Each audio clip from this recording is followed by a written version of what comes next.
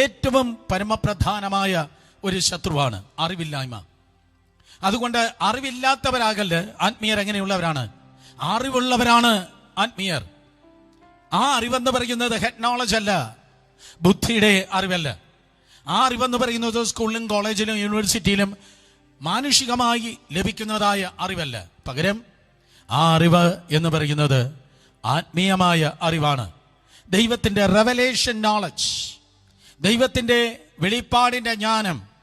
അതിൻ്റെ മറ്റൊരു പേരാണ് ദൈവിക ജ്ഞാനം അല്ലെങ്കിൽ ക്രിസ്തുവിലുള്ള പരിജ്ഞാനം, പ്രൊഫറ്റിക് നോളജ് എന്നൊക്കെ പറയാം. 3 പദങ്ങൾ ഞാൻ പറഞ്ഞു. ദൈവത്തിൻ്റെ ജ്ഞാനം, ക്രിസ്തുവിലുള്ള പരിജ്ഞാനം, ദൈവത്തിലുള്ളതായ പ്രവചന ജ്ഞാനം. ഇത് 3 ഒരുമിച്ച് നിൽക്കത്തുള്ളൂ. Word of wisdom, word of knowledge and gift of prophecy. ഇത് 3 ഒരുമിച്ച് നിൽക്കത്തുള്ളൂ. ഇങ്ങനെയുള്ളതായ 3 പ്രധാനപ്പെട്ട അറിവുകൾ. ഈ അറിവാണ് പല പ്രിയപ്പെട്ടവരെ എന്നല്ല എല്ലാ പ്രിയപ്പെട്ടവരെയും ദൈവിക വിടുതലിലേക്ക് ദൈവത്തിൻ്റെ കൃപയാൽ എത്തിക്കുന്നത് ഈ ജ്ഞാനമാണ്. എന്നാൽ പല സന്ദർഭങ്ങളിൽ ഈ അറിവില്ലായ്മയിലായിരിക്കുന്നെങ്കിൽ അജ്ഞതയിലാണ് ജനമായിരിക്കുന്നത്. അറിവില്ലാത്തതായ ജനം, വിദ്യാഭ്യാസമില്ല, അറിവുകൾ ലഭിക്കുന്നില്ല, എങ്ങനെയാ ലോകമായിരിക്കുന്നത്, മനുഷ്യൻ എങ്ങനെയാ ജീവിക്കുന്നത് എന്ന് വടക്കേ കൊറിയ ആകട്ടെ അല്ലെങ്കിൽ സൗദി അറേബ്യ ആകട്ടെ, അവിടെയെല്ലാം മീഡിയ സെൻസർ ചെയ്ത് മനുഷ്യൻ്റെ കണ്ണ് കെട്ടി വായും കെട്ടി അങ്ങനെയായിരിക്കുന്ന സമൂഹങ്ങളായിരിക്കുന്ന ജനം സ്തോത്രം അറിവില്ലായ്മയുടെ അജ്ഞതയുടെ ഇരുട്ടിലാണായിരിക്കുന്നത്. എന്നാൽ നമ്മുടെ നാട്ടിലൊക്കെ ഒരു കയ്യിൽ വേദപുസ്തകവും മറ്റേ കയ്യിൽ വിദ്യാഭ്യാസ സൗകര്യമായി വർഷങ്ങൾക്ക് മുമ്പ് മിഷണറിമാർ കടന്നു വന്ന് ദൈവത്തിൻ്റെ വചനം പറഞ്ഞപ്പോൾ എന്താ സംഭവിച്ചത്? അന്ധകാരത്തിൽ ഇരുന്നതായ ജനം അത്ഭുത പ്രകാശത്തിലേക്ക് നടത്തപ്പെടുകയുണ്ടായി. അതുകൊണ്ട് ഇവിടുത്തെ രാഷ്ട്രീയ കോമരങ്ങളല്ല നമുക്ക് അറിവ് പകർന്ന് നൽകിയത്. ഇവിടെ കാണുന്നതായ സ്കൂളുകൾ, കോളേജസ്, വിദ്യാഭ്യാസ സ്ഥാപനങ്ങൾ ഒക്കെ സ്ഥാപിച്ചതായ ക്രിസ്ത്യൻ മിഷണറിമാർക്ക് നമ്മൾ കടപ്പെട്ടവരാണ്. അറിവ് അത് വിടുതലാണ്. എന്നാൽ ആത്മീയമായി അതുപോലെ തന്നെ നമുക്ക് അറിവുണ്ട്. ദൈവവചനം ആത്മീയ അറിവിനെ കുറിച്ച് എന്താണ് പറയുന്നത്? ഹോശിയ പ്രവചനം 4-ാം അധ്യായം 6-ാം വാക്യം. ഹോശിയ 4:6 വായിക്കുമ്പോൾ ദൈവമായ കർത്താവ് തൻ്റെ ജനത്തെ നോക്കി പറയുന്നു. ഫോളോഡ് ബൈ സദൃശവാക്യങ്ങളുടെ പുസ്തകം 19-ാം അധ്യായം അതിൻ്റെ 18-ാം വാക്യം. സദൃശവാക്യം 29-ാം അധ്യായം 18-ാം വാക്യം വായിക്കുന്നതിന് മുൻപ് ഹോശിയ 4:6 വായിക്കണമേ. പരിജ്ഞാനമില്ലായ്കയിൽ എൻ്റെ ജനം നശിച്ചു പോകുന്നു. പരിജ്ഞാനമില്ലായ്കയിൽ ദൈവത്തിൻ്റെ ജനം നശിച്ചു പോകുന്നു. അവിടെ പറയുന്നത് സ്തോത്രം ദൈവിക പരിജ്ഞാനം. വീണ്ടും കടന്നു വന്നാട്ടെ. സ്തോത്രം സദൃശവാക്യങ്ങളുടെ പുസ്തകം 29-ാം അധ്യായം അതിൻ്റെ 18-ാം വാക്യം. സദൃശവാക്യം 29:18 വായിക്കുമ്പോൾ വെളിപ്പാടില്ലാത്തടുത്ത് ജനം നശിച്ചു പോകുന്നു.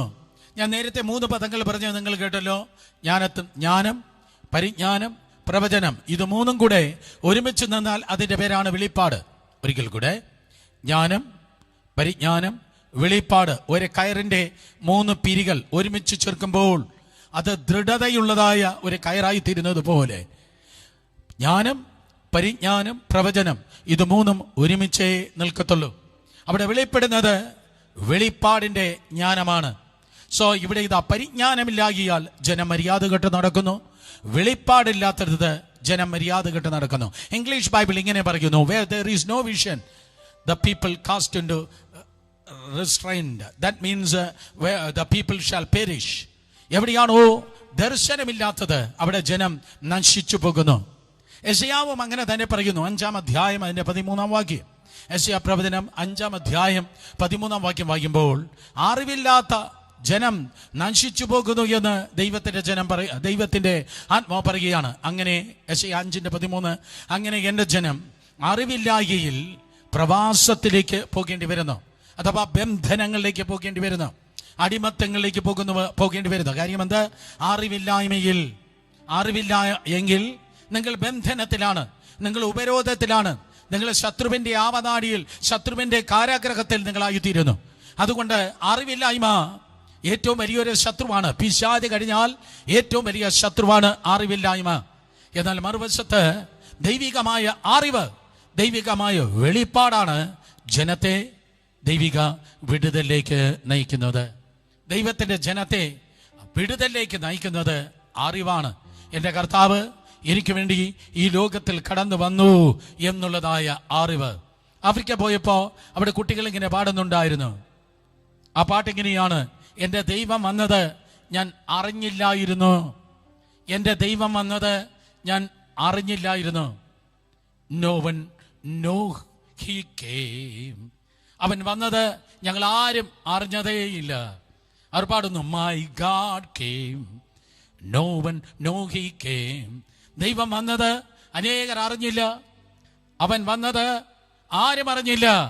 പക്ഷേ അടുത്ത സ്റ്റാൻസിൽ, അടുത്ത ലൈനിൽ ആ കുട്ടികൾ പാടുകയാണ്: പക്ഷേ എൻ്റെ ദൈവം എന്നെ തേടി വന്നു എന്ന് അറിവാൻ ദൈവം എനിക്ക് വലിയൊരു ഭാഗ്യം നൽകി. അതെ, ദൈവം എന്നെ തേടി ഈ ലോകത്തിലേക്ക് കടന്നു വന്നെന്ന് അറിവാൻ എനിക്ക് ഭാഗ്യം നൽകി. റോമർക്ക് ലേഖനം 10-ാം അധ്യായത്തിൽ തിരുവചനം പറയുകയാണ്. സ്തോത്രം. അതെ, 10-ാം അധ്യായം 14-15 വാക്യങ്ങളിൽ: പറയാതെ എങ്ങനെ കേൾക്കും, കേൾക്കാതെ എങ്ങനെ വിശ്വസിക്കും. സ്തോത്രം. റോമർക്ക് ലേഖനം 10-ാം അധ്യായം അതിൻ്റെ 14-15 വാക്യങ്ങൾ വായിക്കുമ്പോൾ, പറയാതെ എങ്ങനെ കേൾക്കും, എന്നാൽ അവർ വിശ്വസിക്കാത്തവനെ എങ്ങനെ വിളിച്ചപേക്ഷിക്കും, അവർ കേട്ടിട്ടാത്തവനിൽ എങ്ങനെ വിശ്വസിക്കും, പ്രസംഗിക്കുന്നവനില്ലാതെ എങ്ങനെ കേൾക്കും. 15-ാം വാക്യം: ആരും അയക്കാതെ എങ്ങനെ പ്രസംഗിക്കും. അപ്പൊ അയക്കപ്പെടണം, അയക്കപ്പെട്ടാൽ പ്രസംഗിക്കപ്പെടണം, പ്രസംഗിക്കപ്പെടാൻ കേൾക്കപ്പെടണം. എന്താണ് കേൾക്കേണ്ടത്? ഏറ്റവും വലിയ മെസ്സേജ്. അടുത്തുകൂടാത്ത പ്രകാശത്തിൽ വസിച്ച ദൈവം എന്നെ തേടി ഈ ലോകത്തിലേക്ക് കടന്നു വന്നു. 1 തിമോഥെയോസ് ലേഖനം 3-ാം അധ്യായം 16-ാം വാക്യം: ദൈവം വേഷത്തിൽ മനുഷ്യനായി ഈ ലോകത്തിലേക്ക് കടന്നു വന്നു. ലൂക്കോസ് പറയുകയാണ് 19-ാം അധ്യായം 10-ാം വാക്യത്തില്: അതെ, കാണാതെ പോയതിനെ തിരഞ്ഞ് രക്ഷിപ്പാൻ തന്നെ മനുഷ്യപുത്രൻ ഈ ലോകത്തിലേക്ക് വന്നിരിക്കുന്നു. സോ യേശു ഈ ലോകത്തിൽ വന്നു. അത് സ്തോത്രം. ആരാണ്ട് പറഞ്ഞു, ആരാണ്ട് പ്രസംഗിച്ചു. ആ പ്രസംഗത്തിന്റെ പെർഫെക്ഷൻ കൊണ്ടല്ല ജനം വിശ്വസിക്കുന്നത്. പൗലോസ് അപ്പോസ്തലൻ പറയുകയാണ്: പ്രസംഗത്തിന്റെ ഭോഷത്വത്തിൽ സ്തോത്രം ജനത്തെ രക്ഷിക്കുന്നവനായ ദൈവം. പ്രസംഗത്തിന്റെ ഭോഷത്വത്തിൽ ജനത്തെ രക്ഷിക്കുന്നവനായ ദൈവം ആ വലിയ ദൂത് നൽകി അവരെ ആ അറിവിലേക്ക് നടത്തുകയാണ്. യേശു എനിക്ക് വേണ്ടി വന്ന് ഈ ക്രൂശിന്മേൽ മരിച്ചു. മുന്നിൽ നിന്ന് നോക്കുമ്പോൾ അവൻ എൻ്റെ രക്ഷകനാണ്. എൻ്റെ പാപത്തിന്റെ പരിഹാരത്തിനായി അവൻ ക്രൂശിന്മേൽ സ്തോത്രം തൂങ്ങി നിൽക്കുകയാണ്. വീണ്ടും മുന്നിൽ നിന്ന് നോക്കുമ്പോൾ he himself is the man of sorrow. അവൻ വ്യസനപാത്രമായി കാണപ്പെടുകയാണ്. എന്തുകൊണ്ട് വ്യസനപാത്രമായി കാണപ്പെടുന്നു? എൻ്റെ സ്തോത്രം ദുഃഖം അവൻ ഏറ്റെടുത്തപ്പോൾ അവന് വ്യസനപാത്രമായി. കാരണം അവൻ്റെ സ്തോത്രം, അതെ, വ്യസനത്തിൽ ഞാൻ സന്തോഷം പ്രാപിപ്പാൻ യേശു കർത്താവ് എൻ്റെ വ്യസനത്തെ എനിക്ക് വേണ്ടി ഏറ്റെടുത്തു. മാത്രമല്ല, കർത്താവ് യേശു ക്രിസ്തു അവൻ വിവസ്ത്രനായി കാൽവരി ക്രൂശിന്മേൽ തൂങ്ങി. കർത്താവ് യേശു വിവസ്ത്രനായി അവൻ കാൽവരി ക്രൂശിന്മേൽ തൂങ്ങപ്പെട്ടത് എന്തിനു വേണ്ടി? സ്തോത്രം, എൻ്റെ ലജ്ജകളെ അവൻ വഹിച്ചു. സോ മുന്നിൽ നിന്ന് നോക്കുമ്പോൾ എൻ്റെ പാപത്തെ, എൻ്റെ വ്യസനങ്ങളെ, എൻ്റെ ദുഃഖങ്ങളെ ഒക്കെ ക്രൂശിന്മേൽ കർത്താവ് യേശു ക്രിസ്തു വഹിച്ചു. ഇനി പിന്നിൽ നിന്ന് നോക്കിയാലോ, നിറയെ അടിപ്പിണരുകളാണ്. അവൻ്റെ അടിപ്പിണരുകളാൽ എനിക്ക് സൗഖ്യം വന്നിരിക്കുന്നു. അവൻ്റെ അടിപ്പിണരാൽ ഞാൻ സൗഖ്യമാകാൻ അവൻ്റെ സ്തോത്രം പുറം മുഴുവൻ ഉഴവിച്ചാല് പോലെ അടിച്ചതാ കീറപ്പെട്ടിരിക്കുകയാണ്. ഇനി സൈഡിലേക്ക് നോക്കിയാൽ ഈ പാൻഡമിക് കണ്ടീഷനിലെല്ലാം യുഗങ്ങളെ പാറയാകുന്ന കർത്താവ് എനിക്ക് വേണ്ടി തകർക്കപ്പെട്ടത് ഇപ്പോൾ ലോകത്തിൽ ഉയർന്നുകൊണ്ടിരിക്കുന്നതായ സകല വിഷമങ്ങളിൽ നിന്നും അത്ഭുതകരമായി ഞാൻ ഓടി രക്ഷപ്പെടുവാൻ തക്കണം യേശു കർത്താവ് തുറക്കപ്പെട്ടതായ ഒരു പാറയായി ഇതാ എൻ്റെ ജീവിതത്തിൽ കാണപ്പെടുകയാണ്. സോ മുന്നിൽ നിന്ന് നോക്കുമ്പോൾ എൻ്റെ പാപത്തിൻ്റെ പരിഹാരത്തിനായി, പിൻപിൽ നിന്ന് നോക്കുമ്പോൾ എൻ്റെ സൗഖ്യത്തിനായി, സ്തോത്രം, സൈഡിൽ നിന്ന് നോക്കുമ്പോൾ എൻ്റെ സുരക്ഷിതത്തിനായി ഒക്കെ. സോ എത്രത്തോളം ക്രൂശിക്കപ്പെട്ട യേശു കർത്താവിനെ തരൂ സ്തോത്രം മോണിറ്റർ, ക്രൂശിക്കപ്പെട്ട ക്രിസ്തു യേശുവിനെ എത്രത്തോളമാണോ ഞാൻ അറിയുന്നത്, ആ അറിവാണ് എൻ്റെ ജീവിതത്തിൽ വിടുതലായി തീരുന്നത്. എത്രത്തോളം യേശു കർത്താവിനെ ഞാൻ അറിയുന്നോ ആ അറിവാണ് എനിക്ക് റെവലേഷൻ നോളജായി തീർന്ന്, എനിക്ക് വെളിപ്പാടിൻ്റെ അറിവായി തീർന്ന് എൻ്റെ ജീവിതത്തിന് വിടുതലായി തീരുന്നത്. ഒരിക്കലും മറക്കരുത്, ആ അറിവ് നമ്മുടെ ബുദ്ധിയല്ല തരുന്നത്, അധ്യാപകരല്ല തരുന്നത്. പകരം ആ അറിവ് ദൈവത്തിൻ്റെ ആത്മാവാണ് ആ അറിവ് നമുക്ക് നൽകുന്നത്.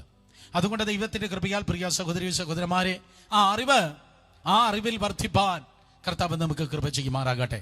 അതുകൊണ്ട് അറിവില്ലാത്തവരല്ല ദൈവജനം, കർത്താവിനെ അറിയുന്നവരാണ് ദൈവത്തിൻ്റെ ജനം. ഹല്ലേലൂയ.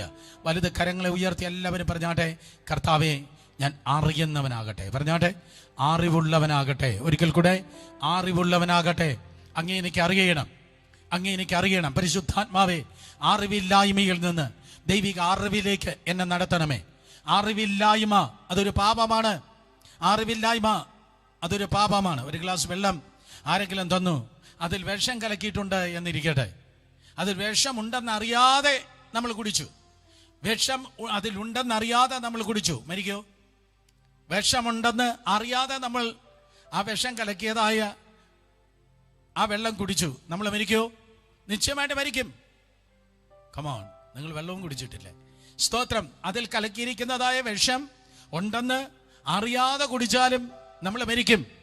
അപ്പോൾ അറിയാതെ ഞാൻ ആ വിഷം അറിയാതെയാണ് വെള്ളം കുടിച്ചത്, അതിൽ ഇന്ന കാര്യം ഉണ്ടായിരുന്നെന്ന് എനിക്ക് അറിയത്തില്ല എന്ന് പറഞ്ഞാലും അതിൽ നിന്നുള്ളതായ ഹാനികരം ഉണ്ടാകുന്നത് പോലെ അറിവില്ലായ്മയിൽ ജീവിക്കുന്നത് അത് അപകടമാണ്. അതുകൊണ്ട് സ്തോത്രം, ഉപരോധങ്ങളെ തരണം ചെയ്ത് ദൈവിക വിടുതലിലേക്ക് എത്തിച്ചേരുവാൻ തക്കോണം നമ്മൾ അറിവില്ലാത്തവരാകരുത്. പകരം ദൈവിക അറിവിൽ ജീവിപ്പാൻ ദൈവം നമുക്ക് കൃപ ചെയ്യട്ടെ. ദൈവത്തിൻ്റെ വചനത്തെ ഉള്ളതുപോലെ അറിവാൻ കർത്താവ് നമുക്ക് കൃപ ചെയ്യുമാറാകട്ടെ. രണ്ടാമത്തെ ഉപരോധമാണ് ആത്മീയ ജീവിതത്തിൻ്റെ ഉയർച്ചയ്ക്ക് ശത്രുവായി നിൽക്കുന്ന രണ്ടാമത്തെ ഉപരോധമാണ് തിരുവചനത്തിൽ കാണുവാൻ കഴിയുന്നത്. അവിശ്വാസം, അൺബിലീവ്, അവിശ്വാസം. എബ്രായർക്ക് ലേഖനം 3-ാം അധ്യായം 12-ാം വാക്യം വായിക്കുമ്പോൾ അവിശ്വാസം എന്ന ദുഷ്ടഹൃദയം എന്ന് തിരുവചനം പറയുന്നു. അവിശ്വാസം എന്ന ദുഷ്ടഹൃദയം. നല്ല ഹൃദയമുണ്ട്, വിശ്വാസ ഹൃദയം. നല്ല ഹൃദയമുണ്ട്, മനസ്സലിവിൻ്റെ ഹൃദയം. നല്ല ഹൃദയമുണ്ട്, ദൈവസ്നേഹമുള്ളതായ ഹൃദയം. എന്നാൽ ആ ഹൃദയത്തിൽ ദൈവസ്നേഹമില്ലാതെ, പരിശുദ്ധാത്മാവില്ലാതെ, വിശ്വാസമില്ലെങ്കിൽ പിന്നെ എന്തായിരിക്കും അവിടെ വ്യാപരിക്കുന്നത്? അവിശ്വാസമായിരിക്കും വ്യാപരിക്കുന്നത്. വെളിച്ചത്തെ നീക്കിക്കളഞ്ഞാൽ സ്തോത്രം ഇരുട്ടായിരിക്കും കടന്നു വരുന്നത് പോലെ വിശ്വാസത്തെ നീക്കിക്കളഞ്ഞാൽ അവിടെ വ്യാപരിക്കുന്നത് അവിശ്വാസമായിരിക്കും. അങ്ങനെ അവിശ്വാസം ഹൃദയങ്ങളിൽ വ്യാപരിച്ചാൽ അത് അവിശ്വാസത്തിൽ നിറഞ്ഞിരിക്കുന്ന എന്തോ ഹൃദയമായിരിക്കും? ദുഷ്ടഹൃദയം എന്ന് തിരുവചനം പറയുന്നു. അതുകൊണ്ട് അവിശ്വാസം എന്ന് പറയുന്നത് വലിയ സ്തോത്രം, അതെ, വലിയ വലിയ പ്രശ്നമുണ്ടാക്കുന്നതായ ഒരു കാര്യമാണ് അവിശ്വാസം. മർക്കോസ് സുവിശേഷം 6-ാം അധ്യായം 6-ാം വാക്യം നിങ്ങൾ വായിക്കുമ്പോൾ അവിടെ അവിശ്വാസം നിമിത്തം അവൻ അവിടെ വലിയ വീര്യപ്രവൃത്തികൾ ഒന്നും ചെയ്യുവാൻ തക്കോണം കഴിഞ്ഞില്ല. കർത്താവ് നാസറേത്തിൽ കടന്നു വന്നപ്പോൾ ശുദ്ധ പരാജയം എന്നതുപോലെ യേശു കർത്താവ് ആയിരുന്നു. സ്തോത്രം. നാസറേത്തിൽ കർത്താവ് യേശു ക്രിസ്തുവിന്റെ കയ്യും നാവും കെട്ടിയിരുന്നത് പോലെ അവൻ മിണ്ടാതായിരുന്നു. കാര്യമെന്ത്? യേശു കർത്താവ് സ്തോത്രം സ്വന്തം സ്ഥലത്തേക്ക് കടന്നു വന്നപ്പോൾ അവർ അവിശ്വസിക്കുന്നവരായിരുന്നു. ഇന്നും അതുപോലെ ദൈവത്തിന്റെ സഭയിൽ വലിയൊരു കൂട്ടം അവിശ്വാസികളാണ്. ഞാൻ കണ്ടിട്ടുണ്ട്. വിശ്വാസികൾ മാത്രമല്ല, ഈവൻ ദൈവത്തിന്റെ ദാസന്മാർ എന്ന് പറയുന്നവർ പോലും വലിയ അവിശ്വാസികളാണ്. അവർ രോഗശാന്തിയിൽ വിശ്വസിക്കാത്തവരുണ്ട്, വിടുതലിൽ വിശ്വസിക്കാത്തവരെ ഞാൻ കണ്ടിട്ടുണ്ട്. സൂപ്പർ നാച്ചുറൽ ആയിട്ടുള്ള അത്ഭുതങ്ങളെ വിശ്വസിക്കാതെ ഇരിക്കുന്നവരെ ഞാൻ കണ്ടിട്ടുണ്ട്. വർഷങ്ങൾക്ക് മുമ്പ് ഒരു ദൈവത്തിന്റെ ദാസൻ ഞങ്ങൾക്കുണ്ടായിരുന്നു. സ്തോത്രം. ട്രിവാൻഡ്രത്തല്ല, മറ്റൊരു സ്ഥലത്ത്. അദ്ദേഹം എങ്ങനെയാണ് പറഞ്ഞത്? ബ്രദർ PG വർഗീസിനെ കുറിച്ച് ഞങ്ങളിങ്ങനെ സംസാരിക്കുമ്പോൾ പറഞ്ഞു, പിന്നെ പുള്ളി എഴുതുന്നതൊക്കെ അങ്ങ് വിശ്വസിക്കാൻ കൊള്ളത്തില്ല. അപ്പം ഞാൻ ചോദിച്ചു, അതെങ്ങനെയാ പാസ്റ്റർക്ക് പറയാൻ പറ്റുന്നേ? അത് അദ്ദേഹത്തിന് സ്റ്റൗവിൽ മണ്ണെണ്ണ ഇല്ലാതിരിക്കുമ്പോൾ ഇങ്ങനെ കുലുക്കി മണ്ണെണ്ണ ഉണ്ടാക്കി അദ്ദേഹം തീ കത്തിച്ചെന്ന്. എങ്ങനെയാ കുലുക്കി മണ്ണെണ്ണ ഉണ്ടാക്കി ആ സ്റ്റൗവിനെ കത്തിച്ചു എന്ന് തനിക്ക് പറയാൻ കഴിയുന്നത്? ഞാൻ ആ പാസ്റ്റർ എൻ്റെ ഉണ്ട കണ്ണുകൊണ്ട് നന്നായി എന്തോ തുറിച്ചു നോക്കിയിട്ട് ചോദിച്ചു, താൻ വിശ്വസിക്കുന്നുണ്ടോ 5 അപ്പം കൊണ്ട് 5000 പേരെ കർത്താവ് പോഷിപ്പിച്ചെന്ന് വിശ്വസിക്കുന്നോ? അത് കർത്താവല്ലയോ? ഞാൻ പറഞ്ഞു, ഇത് കർത്താവിന്റെ ദാസൻ PG വർഗീസ് അല്ലയോ?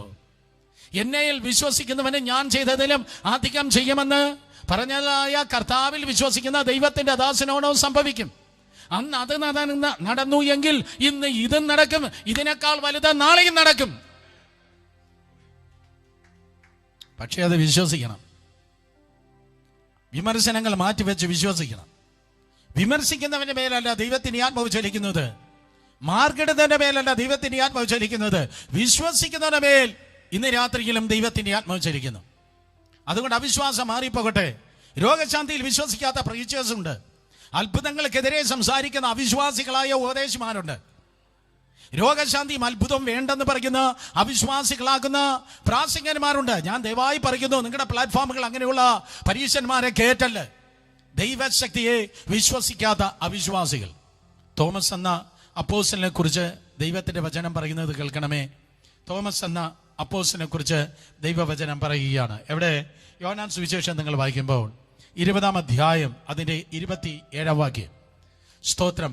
തോമസ് എന്ന അപ്പോസ്തലനെ കുറിച്ച് സ്തോത്രം കർത്താവ് പറയുകയാണ്. യോഹന്നാൻ 20:27. പിന്നെ തോമസിനോട്, നിന്റെ വിരൽ ഇങ്ങോട്ട് നീട്ടി എൻ്റെ കൈകളെ കാണുക, നിന്റെ കൈ നീട്ടി എൻ്റെ വിലാപ്പുറത്ത് ഇടുക, അവിശ്വാസിയാകാതെ വിശ്വാസി ആയിരിക്കുക. അവസാന സെന്റൻസ് നമുക്കൊന്ന് ഒരുമിച്ച് പറയാം. പറഞ്ഞാട്ടെ, അവിശ്വാസിയാകാതെ വിശ്വാസി ആയിരിക്കുക. അപ്പൊ നിങ്ങൾ വിശ്വാസി എന്ന് പറയുന്നെങ്കിൽ നിങ്ങൾ എന്ത് ചെയ്യണം?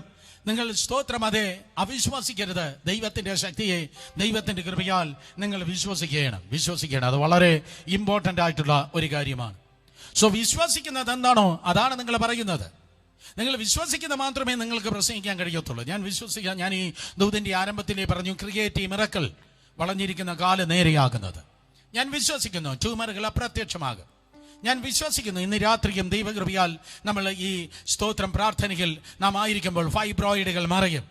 ഇന്ന് രാത്രിയിലും അടഞ്ഞിരിക്കുന്ന ഗർഭപാത്രങ്ങൾ തുറക്കും. ഇന്ന് രാത്രിയിൽ നൂറുകണക്കിന് രോഗികളെ കർത്താവ് സൗഖ്യമാക്കും. ഇന്ന് രാത്രിയും ബന്ധനങ്ങൾ തകരും. ഇന്ന് രാത്രിയും ക്ഷുദ്ര പ്രയോഗങ്ങൾ പരിശുദ്ധാത്മാവിന്റെ തീയിൽ എരിഞ്ഞു ചാരമാകും.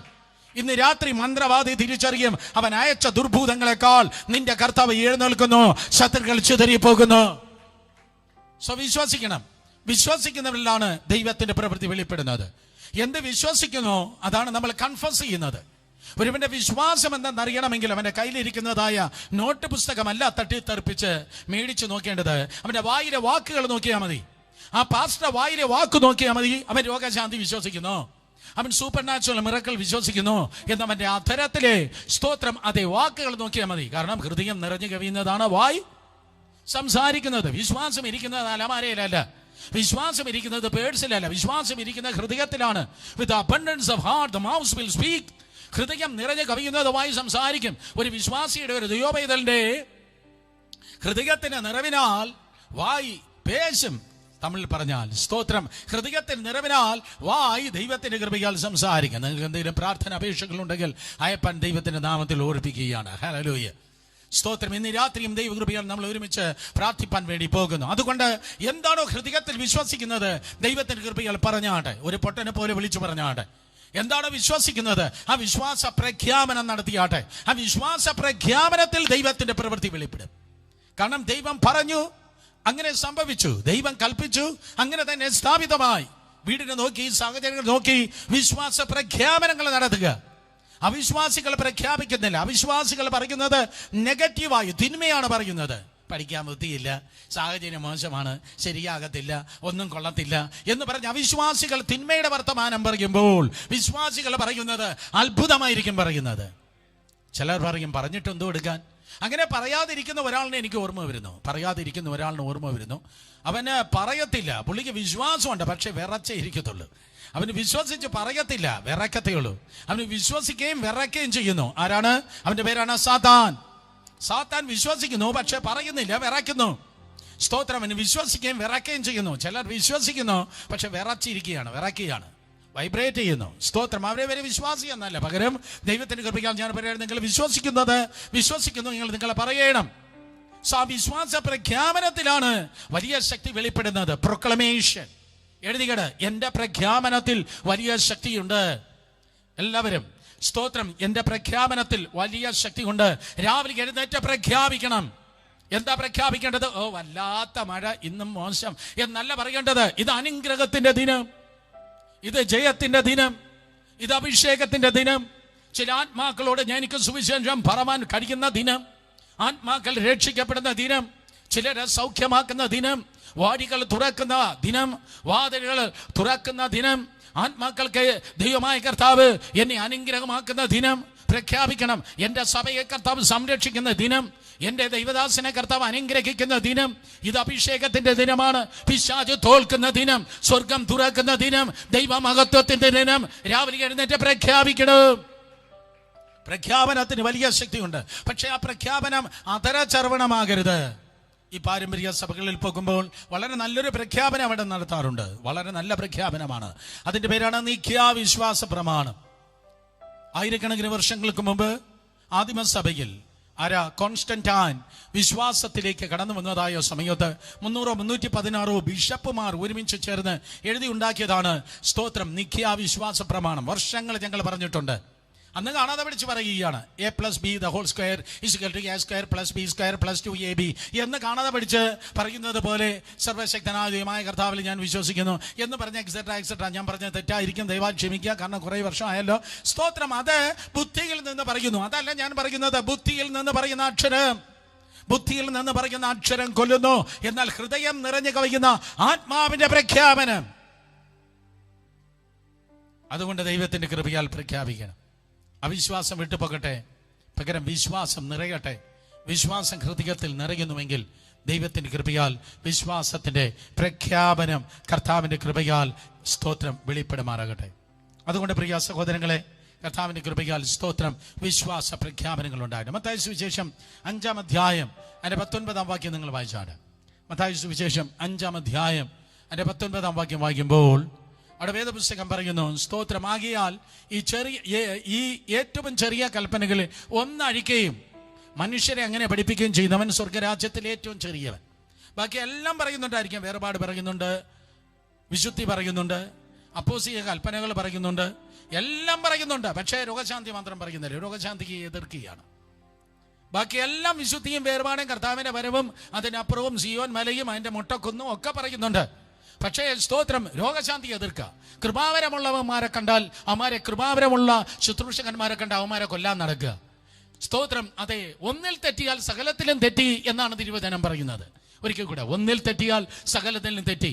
അതൊരു മാല പോലെയാണ് ആത്മീയ ജീവിതം എന്ന് പറയുന്നത്. ഒരു കല്ലമാല പോലെ. എൻ്റെ ത്രെഡ്, എൻ്റെ നൂല് പൊട്ടിപ്പോയാൽ സ്തോത്രം ആ മാല പൊട്ടിപ്പോയി, അല്ലാതെ ഒരു നാര് പൊട്ടിപ്പോയി, ഒരു നൂല് പൊട്ടിപ്പോയി എന്നല്ല പറയുന്നത്. അതുകൊണ്ട് ദൈവകൃപയാൽ ബാലൻസ്ഡ് ആയത് ദൈവത്തിന്റെ ദാസന്മാരായിരിക്കാൻ അത്ഭുതം ഇല്ല, അത്ഭുതം വേണ്ട എന്നല്ല പറയേണ്ടത്. നിങ്ങൾ അംഗവൈകല്യമുള്ള വിശ്വാസികളാകല്ലേ, നിങ്ങൾ വൈകല്യമില്ലാത്ത വിശ്വാസികളായിരിക്കട്ടെ. കാരണം വൈകല്യമില്ലാത്ത സഭയെ ചേർപ്പാൻ യേശു കർത്താവ് കടന്നു വരുന്നു. മഹത്വത്തിന്റെ സഭയെ ചേർപ്പാൻ, വൈകല്യമില്ലാത്ത വിശ്വാസത്തെ സഭയെ ചേർപ്പാൻ യേശു കർത്താവ് കടന്നു വരുന്നു. നിങ്ങളുടെ രോഗികൾക്കായി പ്രാർത്ഥിക്കുന്നില്ലായിരിക്കാം എന്ന് വിചാരിച്ച് സ്തോത്രം, അതേ, രോഗശാന്തി ഇല്ല എന്ന് വരുന്നില്ല. ഞാൻ ചെയ്യുന്നത് വേറൊരാൾ ചെയ്യാൻ പറ്റത്തില്ല, മറ്റൊരാൾ ചെയ്യുന്നത് എനിക്കും ചെയ്യാൻ തക്കോണം കഴിയത്തില്ല. ഓരോ വിരലുകൾക്ക് ഓരോ സൈസുള്ളതുപോലെ ഓരോ ശുശ്രൂഷകൾക്ക് ഓരോ തരത്തിൽ ദൈവം കൊടുത്തിട്ടുള്ള ഓരോ ഏരിയയുണ്ട്. അതിൽ മാത്രമേ അവർക്ക് ദൈവത്തിന്റെ കൃപയാൽ നിൽക്കുവാൻ തക്കവണ്ണം ദൈവത്തിന്റെ കൃപയാൽ കഴിയത്തുള്ളൂ. അതുകൊണ്ട് സ്തോത്രം, നാൾ അറിവില്ലാത്തവരാകരുത്, പകരം സ്തോത്രം അവിശ്വാസം നമുക്ക് വേണ്ട. അവിശ്വാസം എന്ന ദുഷ്ടഹൃദയം തിരുവചനം പഠിപ്പിക്കുന്നു. മർക്കോസ് സുവിശേഷം 16-ാം അധ്യായം അതിൻ്റെ 16-ാം അധ്യായം, മർക്കോസ് സുവിശേഷം 16-ാം അധ്യായത്തിൻ്റെ അതിൻ്റെ 14-ാം വാക്യം വായിക്കുമ്പോൾ യേശു കർത്താവ് ഉയർത്തെഴുന്നേൽക്കുന്നതിന് മുമ്പ്, അതായത് ക്രൂശിൽ കരുന്നതിന് മുമ്പ് യേശു കർത്താവ് 100 കണക്കിന് സന്ദർഭങ്ങളിൽ ഭൂതങ്ങളെ ശാസിച്ച് പുറത്താക്കി. എന്നാൽ യേശു കർത്താവ് ക്രൂശിക്കപ്പെട്ട് മരിച്ചടക്കപ്പെട്ട് ഉയർത്തെഴുന്നേറ്റ ശേഷം യേശു ഭൂതത്തെയല്ല ശാസിച്ചത്, പകരം എന്താണ് ശാസിച്ചത്? അവർ വിശ്വസിക്കിയാൽ സ്തോത്രം അവരുടെ അവിശ്വാസത്തെയും ഹൃദയ കാഠിന്യത്തെയും ശാസിച്ചു. ഇന്ന് കർത്താവ് ക്രൂശിന് ശേഷമാണ്, ക്രൂശിന് മുൻപല്ല, ക്രൂശിന് ശേഷമാണ് അവൻ ഇന്ന് രാത്രി നമ്മുടെ ഹൃദയങ്ങളിൽ കാണുന്ന സകല അവിശ്വാസങ്ങളെ ശാസിച്ചു മാറ്റട്ടെ. സ്നാനത്തിനെതിരെ, വേർപാടിനെതിരെ ഉള്ളതായ അവിശ്വാസങ്ങളെ, ദൈവത്തിന്റെ ശക്തിക്കെതിരെ ഉള്ളതായ അവിശ്വാസങ്ങളെ, ആ ദുഷ്ടഹൃദയത്തെ, ആ കല്ലായ ഹൃദയത്തെ കർത്താവ് മാറ്റി മാംസളമായ ഹൃദയത്തെ കർത്താവ് നമ്മുടെ ജീവിതത്തിൽ നൽകട്ടെ. ഉപരോധങ്ങളെ, പ്രതിരോധങ്ങളെ നമുക്ക് തരണം ചെയ്യാം.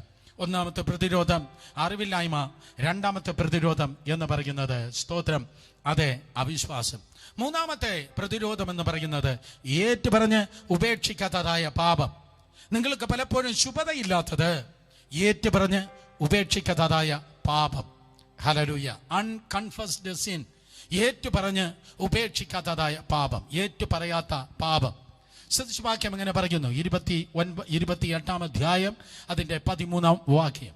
സദൃശവാക്യം 28:13 വായിക്കുമ്പോൾ അവിടെ വേദപുസ്തകം പറയുന്നു, തൻ്റെ ലംഘനങ്ങളെ മറയ്ക്കുന്നവന് ശുഭം വരികയില്ല, അവ ഏറ്റുപറഞ്ഞ് ഉപേക്ഷിക്കുന്നവനോ കരുണ ലഭിക്കും. തൻ്റെ ലംഘനങ്ങളെ മറയ്ക്കുന്നവന് ശുഭം വരികയില്ല. അതുകൊണ്ട് ലംഘനങ്ങളെ എന്ത് ചെയ്യല്ല, മറയ്ക്കരുത്. പകരം എന്ത് ചെയ്യണം? അത് ഏറ്റുപറഞ്ഞ് ഉപേക്ഷിക്കണം. സ്തോത്രം. ഏറ്റുപറഞ്ഞ് കൊണ്ടു നടക്കണം എന്നല്ല, ഏറ്റുപറഞ്ഞ് പിന്നെയും ആവർത്തിക്കണമെന്നല്ല. വീണ്ടും അടുത്ത ഞായറാഴ്ച വന്ന് ഞാൻ ഭാവി കർത്താവെ, ഞാൻ ഭാവി, എന്നോട് കരുണ തോന്നണമേ.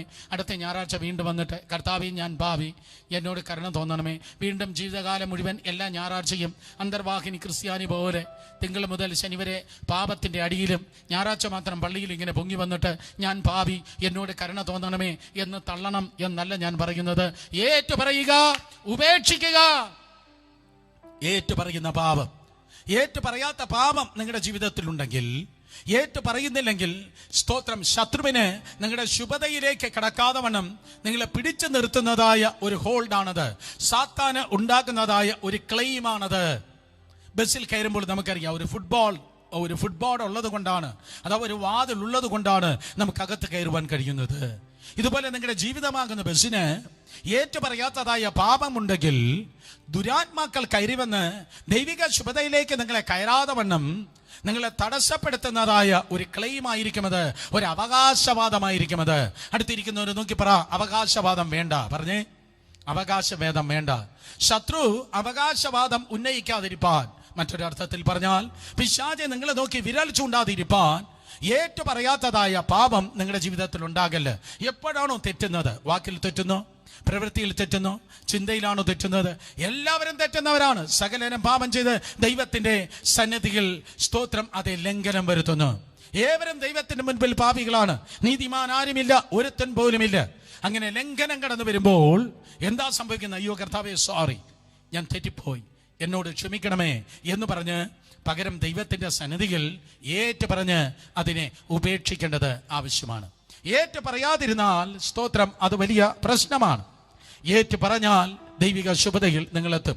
ആ വാക്യം എങ്ങനെയാണ് പറയുന്നത്? അല്ലേ, തന്റെ ലംഘനങ്ങളെ ഏറ്റു പറയുന്നവന് ശുഭം വരികയില്ല. അപ്പൊ ദൈവം നിങ്ങളെ വിടുവിച്ചിരിക്കുന്ന എന്തിനു വേണ്ടിയാ? കർത്താവ് കൃപയാൽ നിങ്ങളെ രക്ഷിച്ച് സ്നാന ജലത്തിലേക്ക് നയിച്ച് പരിശുദ്ധാത്മാവിൽ നിറച്ച് സത്യ ആരാധന കാണിച്ചു തന്ന് ആ ദൈവത്തിന്റെ സഭയിൽ ദൈവം നിങ്ങളെ ഉറപ്പിച്ചിരിക്കുന്നത് ദൈവിക ശുഭതയിലാണ്. ദൈവിക ശുഭതയിൽ 3 യോഹന്നാൻ 2-ാം വാക്യം, പ്രിയനെ, നിന്റെ ആത്മാവ് ശുഭമായിരിക്കുന്നത് പോലെ നീയും സകലത്തിലും ശുഭമായിരിക്കാൻ വേണ്ടിയാണ് ദൈവമായ കർത്താവ്, സ്തോത്രം, നിങ്ങളെ ആക്കിയിരിക്കുന്നത്. സകലത്തിനും ശുഭമായും സുഖമായിരിക്കേണ്ടതിന്, ഒരിക്കൽ കൂടെ, സകലത്തിനും ശുഭവും സുഖവുമായിരിക്കാൻ വേണ്ടിയാണ് ദൈവം നിങ്ങളെ വിടുവിച്ചത്. എന്നാൽ ആ ശുഭതയുണ്ടോ? മനസ്സിന് സന്തോഷമുണ്ടോ? ശരീരത്തിന് സൗഖ്യമുണ്ടോ? ഇന്നും ടർബുലൻസിലാണോ ജീവിക്കുന്നത്? ഇന്നും വേവ്സിലും വിൻഡിലുമാണോ നീ കിടക്കുന്നത്? ഒരു കാര്യം, അങ്ങനെ കിടക്കുന്നതിൽ പല കാരണങ്ങളുണ്ട്. അതിൽ ഒരു കാര്യം എന്ന് പറയുന്നത് അൺകൺഫസ്ഡ് സിൻ, ഏറ്റു പറയാത്തതായ പാപം. കർത്താവിന്റെ സന്നിധിയിൽ നോക്കണം. സ്തോത്രം. കർത്താവേ, ഏറ്റു പറയാത്ത പാപം. രാത്രി ഉറങ്ങുന്നതിന് മുൻപ് അന്ന് പകലുള്ളതായ ജീവിതത്തിന്റെ സകല കാര്യങ്ങളെ ഒന്ന് അനലൈസ് ചെയ്യണം. പ്രാക്ടിക്കലാണ്. അന്ന് രാവിലെ മുതലുള്ള സകല ഇമ്പോർട്ടൻ്റ് മാറ്റേഴ്സ്, സകല പ്രധാനപ്പെട്ട കാര്യങ്ങൾ ഒന്ന് ഓർക്കണം. എവിടെയൊക്കെയാണ് തെറ്റ് സംഭവിച്ചത്? അന്ന് രാത്രിയാണ് യേശു വരുന്നതെങ്കിൽ നീ തട്ടിപ്പോകും. അതുകൊണ്ട് ദൈവത്തോട് പറയണം, കർത്താവേ, എന്നോട് അവിടുന്ന് ക്ഷമിക്കണമേ. അങ്ങനെ ഏറ്റു പറയുമ്പോൾ എന്ത് ചെയ്യുന്നു? യേശുവിന്റെ രക്തത്താലും നമ്മെ കഴുകുന്നു. 1 യോഹന്നാൻ 1-ാം അധ്യായം 9-ാം വാക്യം. സ്തോത്രം. ഇന്ന് പരിഹാര മാർഗമുണ്ട്. ഇന്നൊരു കൗണ്ടർ തുറന്നിരിക്കുകയാണ്. സ്തോത്രം. എത്ര വലിയ മുഴുത്ത പാപിയെങ്കിലും ആ പാപത്തിൽ നിന്ന് നിന്നെ വീണ്ടെടുക്കുവാൻ തക്കണം. വീണ്ടെടുപ്പിന്റെ വിലയായി യേശുവിന്റെ രക്തത്തിന് ശക്തിയുണ്ട്. 1 യോഹന്നാൻ 1:9 പറയുന്നു, നമ്മുടെ പാപങ്ങളെ ഏറ്റുപറയുന്നു എങ്കിൽ അവൻ നമ്മോട് പാപങ്ങളെ ക്ഷമിച്ച് സകല അനീതിയും പോക്കി നമ്മെ ശുദ്ധീകരിപ്പാൻ. നമ്മുടെ പാപങ്ങളെ ഏറ്റു പറയുന്നുവെങ്കിൽ, കേൾക്ക്, അണ്ടർലൈൻ ചെയ്, പാപങ്ങളെ ഏറ്റു പറയാത്തവനല്ല, പാപങ്ങളെ ഏറ്റു പറയുന്നു എങ്കിൽ, ദൈവത്തോട് ഏറ്റു പറയുന്നു എങ്കിൽ അവൻ നമ്മോട് പാപങ്ങളെ ക്ഷമിച്ച് സകല അനീതിയും പോക്കി നമ്മെ ശുദ്ധീകരിപ്പാൻ തക്കവണ്ണം വിശ്വസ്തനും നീതിമാനുമാകുന്നു. ദൈവത്തോട് ഏറ്റു പറയുക. യെശയ്യാ പ്രവചനം 43:25 സ്തോത്രം. അവിടെ കർത്താവ് പറയുന്നു, ഏറ്റു പറയുന്ന പാപങ്ങളെ കർത്താവ് പിന്നെ ഓർക്കുന്നത് പോലുമില്ല. ദൈവം കേൾക്കുന്നു, അവൻ നിന്നോട് ക്ഷമിക്കുന്നു. കാരണം ദൈവം മലയാളിയല്ല ക്ഷമിക്കാതിരിക്കാൻ. ദൈവം, സ്തോത്രം, തിരുവനന്തപുരംകാരനല്ല ക്ഷമിക്കാതിരിക്കാൻ. ദൈവത്തിന്റെ ഹൃദയം വിശാലമാണ്. ദൈവത്തിന്റെ മനസ്സ് ഭയങ്കരമാണ്. ആകാശം ഭൂമിക്ക് മീതെ ഉയർന്നിരിക്കുന്നത് പോലെ ദൈവത്തിന്റെ വിചാരം, ദൈവത്തിന്റെ മനസ്സ് നമ്മുടെ മനസ്സിനേക്കാൾ വലുതാണ്. ദൈവം ഇടുങ്ങിയ മനസ്സുള്ളവനല്ല. എപ്പോഴാണോ ദൈവത്തിന്റെ മുൻപിൽ നീ ഏറ്റുപറയുന്നത്, തന്റെ പുത്രനായ യേശുവിന്റെ രക്തം നിന്നെ കഴുകി ശുദ്ധീകരിച്ച് ഒരിക്കലും നീ പാപം ചെയ്തിട്ടില്ലാത്ത ക്രമത്തിൽ ഒരു ന്യൂ ബോൺ ബേബി പോലെ നിന്നെ ശുദ്ധീകരിക്കുന്നു. യെശയ്യാ പ്രവചനം 43:25 ബ്യൂട്ടിഫുൾ വാക്യം. യെശയ്യാ 43:25 എൻ്റെ നിമിത്തം ഞാൻ തന്നെ നിന്റെ അതിക്രമങ്ങളെ മായ്ച്ചു കളയുന്നു, നിന്റെ പാപങ്ങളെ ഞാൻ ഓർക്കുകയുമില്ല. അതിന്റെ അർത്ഥം ഞാൻ വായിച്ചപ്പോൾ എങ്ങനെയാണ് മനസ്സിലായത്? നിന്റെ പാപത്തിന് ഞാൻ തന്നെ സൊല്യൂഷൻ വരുത്തിയിരിക്കുന്നു. നിന്റെ നിമിത്തം ഞാൻ തന്നെ നിന്റെ അകൃത്യങ്ങളെ മായ്ച്ചു കളയുന്നു, നിന്റെ അതിക്രമങ്ങളെ മായ്ച്ചു കളയുന്നു. അർത്ഥം സ്തോത്രം, നിനക്ക് പാപമെന്ന പ്രശ്നമുണ്ടോ? അതിന്റെ പരിഹാരം എനിക്കുണ്ട്. നിന്റെ പാപത്തിന്റെ പരിഹാരത്തിനായി പിതാവ് ദൈവം പറയുകയാണ്, ഞാൻ തന്നെ വേഷത്തിൽ മനുഷ്യനായി ഈ ലോകത്തിലേക്ക് കടന്നു വന്ന് വിശുദ്ധിയിൽ ഭയങ്കരനായ ദൈവം വിശുദ്ധ രക്തം ക്രൂശിന്മേൽ നിനക്ക് വേണ്ടി ഒഴുക്കുകയാണ്. അതുകൊണ്ട് നീ ചെയ്യേണ്ടത് എന്താണ്? സ്തോത്രം, നീ ഏറ്റു പറയുമ്പോൾ ആ സെക്കൻഡിൽ തന്നെ നിന്റെ പാപത്തെ കർത്താവ് സ്തോത്രം ക്ഷമിക്കുന്നു. മീഖായുടെ പ്രവചനം 7-ാം അധ്യായം 19-ാം വാക്യം പറയുന്നു, He is burying all of your sins at the bottom of your sea. Amen. He is burying all the sins at the bottom of the sea. അതേ സ്തോത്രം, നിന്റെ പാപത്തെ ദൈവമായ കർത്താവ് 19, അതെ മീഖാ 7:19, അതെ തിരുവചനം പറയുന്നു, സമുദ്രത്തിന്റെ ആഴത്തിൽ ദൈവം ഇട്ടുകളയുകയാണ്, ബറി ചെയ്യുന്നു എന്നൊരു ട്രാൻസ്ലേഷൻ പറയുന്നു, അടക്കി കളയുന്നു. ഏറ്റുപറഞ്ഞ പാപത്തെ നാളെ മനുഷ്യനോ സാത്താനോ നീ ഈവൻ ഏറ്റുപറഞ്ഞ നീ തന്നെ, അയ്യോ കർത്താവെ, 1947 ഓഗസ്റ്റ് മാസം 12-ാം തീയതി ബ്രിട്ടീഷുകാർ പോകുന്ന വഴിക്ക് അതേ ഞാനൊരു കർത്താവ് മക്കളെ, ഞാൻ അക്കാര്യം ഓർക്കുന്നു പോലുമില്ല. അക്കാര്യം ഞാൻ ഓർക്കുന്നു പോലും തന്നെ. നക്ഷത്രങ്ങളെ പേര് ചൊല്ലി വിളിച്ച ദൈവം, ഓർമ്മ കുറവില്ലാത്തവനായ ദൈവം, ഓർമ്മ ശക്തിക്ക് കുറവില്ലാത്തവനായ ദൈവം ഒരു കാര്യം ഓർക്കുന്നില്ല. ഒരിക്കൽ കൂടെ, ഓർമ്മ കുറവില്ലാത്തവനായ ദൈവം ഒരു കാര്യം ഓർക്കുന്നില്ല. ഓർക്കുന്നില്ല? നീ ചെയ്ത പാപം ദൈവം ഓർക്കുന്നില്ല. അതുകൊണ്ടാണ് ഭക്തൻ പറയുന്നത്, അകൃത്യങ്ങളെ ഓർമ്മ വെച്ചാൽ ആര് ദൈവത്തിന്റെ മുമ്പിൽ നിൽക്കും? നമ്മുടെ കുഴപ്പങ്ങൾ വേറെ വല്ലവരോടും പറഞ്ഞാലേ അവൻ നാട്ടിൽ വിളമ്പി നമ്മളെ നാണം കെടുത്തും. ഈ യാക്കോബിന്റെ ലേഖനത്തിൽ കൺഫ്യൂസ് ആയ ഒരു വാക്യമുണ്ട്. എവിടെയാ? യാക്കോബ് 5:16. യാക്കോബ് 5:16.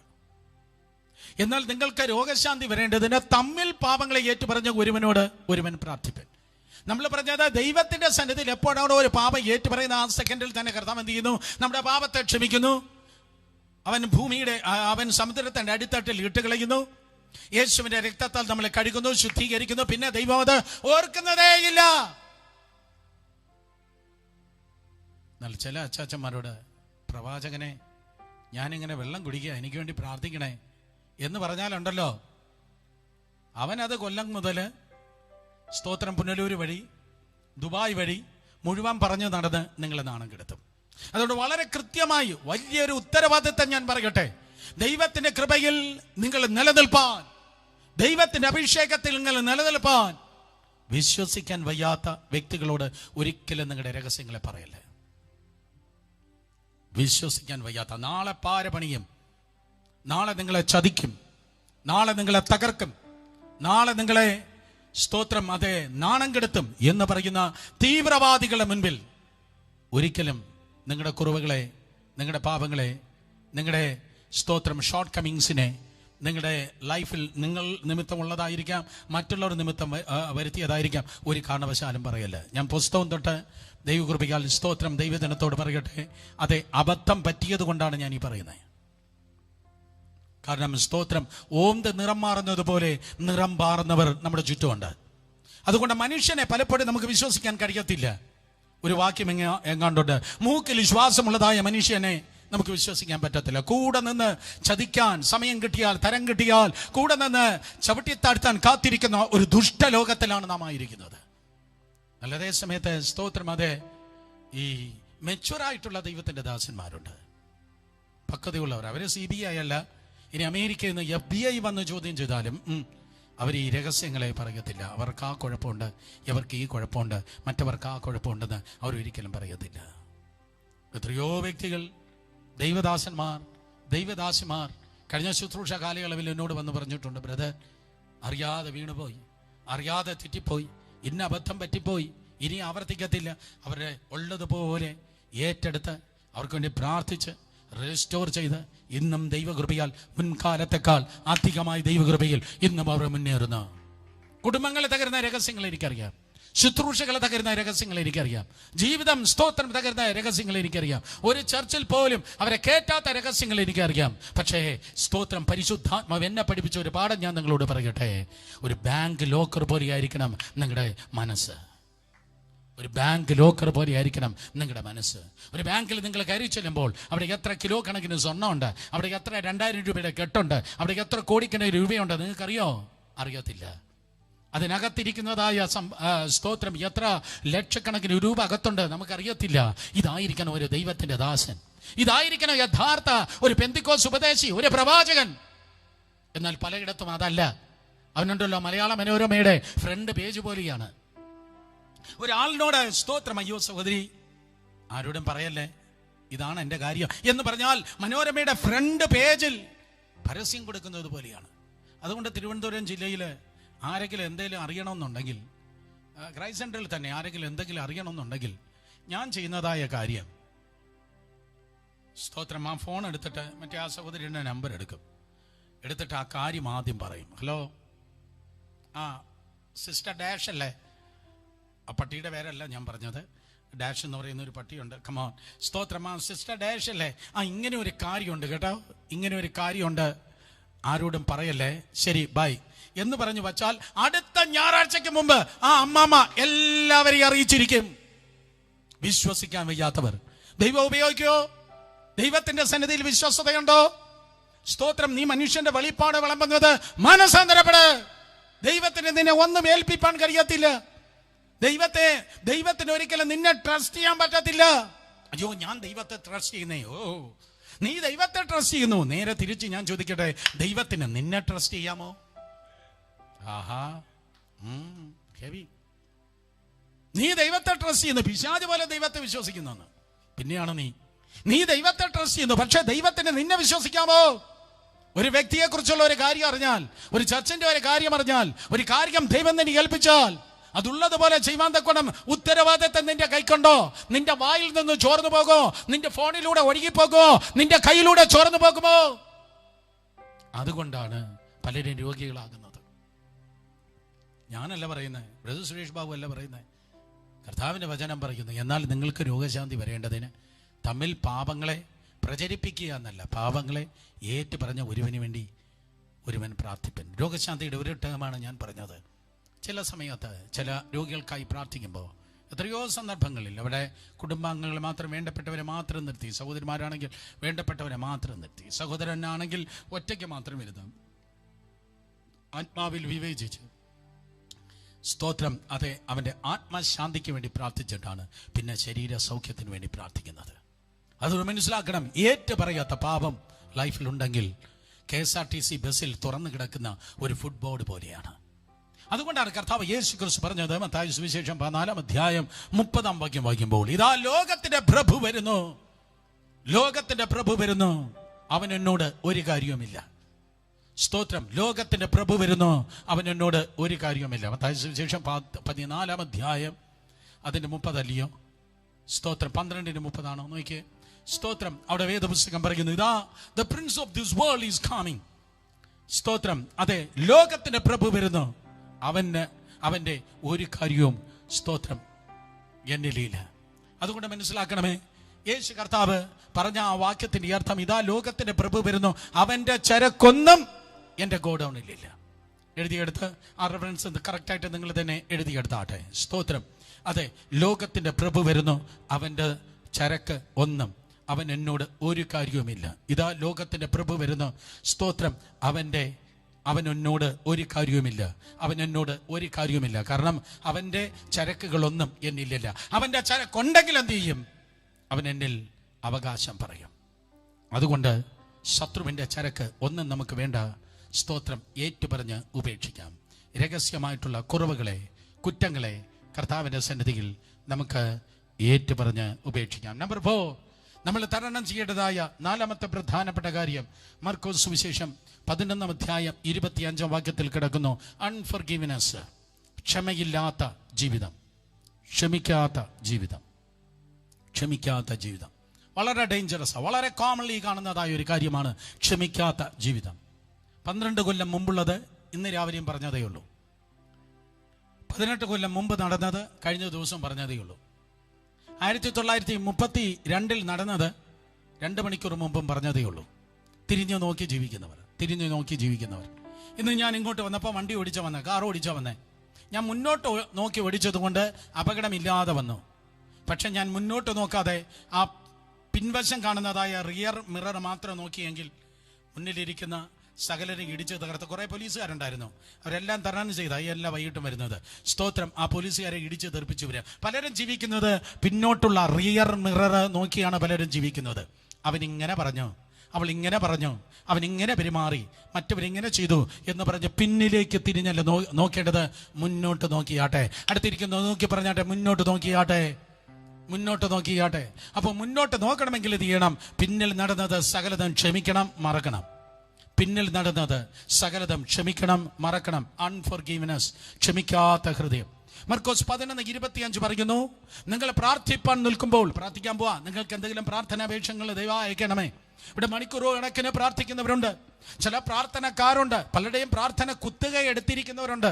പലരുടെയും പ്രാർത്ഥന ഹോൾസെയിലായി കൊണ്ട് കിടക്കുന്നവരുണ്ട്. അങ്ങനെയുള്ള പ്രാർത്ഥനക്കാരെല്ലാവരും കേൾക്കാൻ വേണ്ടി ഞാൻ പറയുന്നു, നിന്റെ ഹൃദയം കയ്പിന്റെ ഹൃദയമല്ല, വിരോധത്തിന്റെ ഹൃദയമല്ല, ക്ഷമിക്കാത്ത ഹൃദയമല്ല. അതുകൊണ്ടാണ് ആ പ്രാർത്ഥനകൾക്ക് പലപ്പോഴും ശക്തിയില്ലാതെ പോകുന്നത്, വിടുതലില്ലാതെ പോകുന്നത്, വർഷങ്ങൾ പ്രാർത്ഥിച്ചിട്ടും മറുപടിയില്ലാതെ പോകുന്നത്. കാരണം അകത്തിരിക്കുന്നത് എന്താണ്? കയ്പാണ് ഇരിക്കുന്നത്, പകയാണ് ഇരിക്കുന്നത്, ക്ഷമയില്ലായ്മയാണ് ഇരിക്കുന്നത്. ആരും മിണ്ടുന്നില്ലല്ലോ. ഒരു സ്തോത്രം വല്ലപ്പോഴും പറ, വെള്ളം കുടിക്കുക.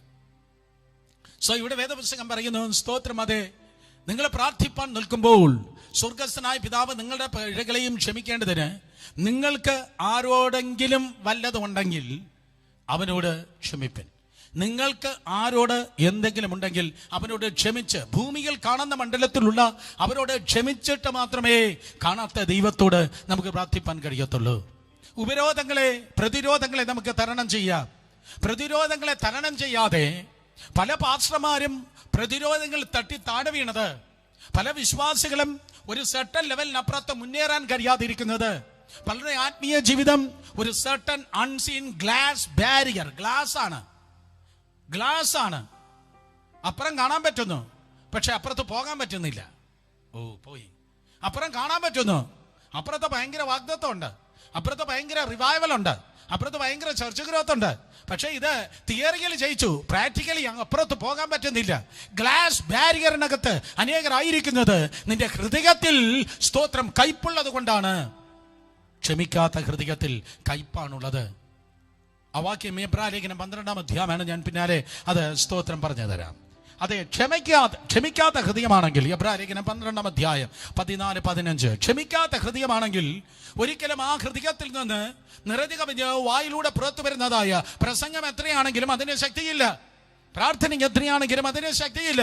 പലരും വലിച്ചു നീട്ടി ഭയങ്കരമായി പ്രസംഗിക്കും, പക്ഷേ ആത്മാക്കൾ വിടുവിക്കപ്പെടുന്നില്ല, ചർച്ച വളരുന്നില്ല.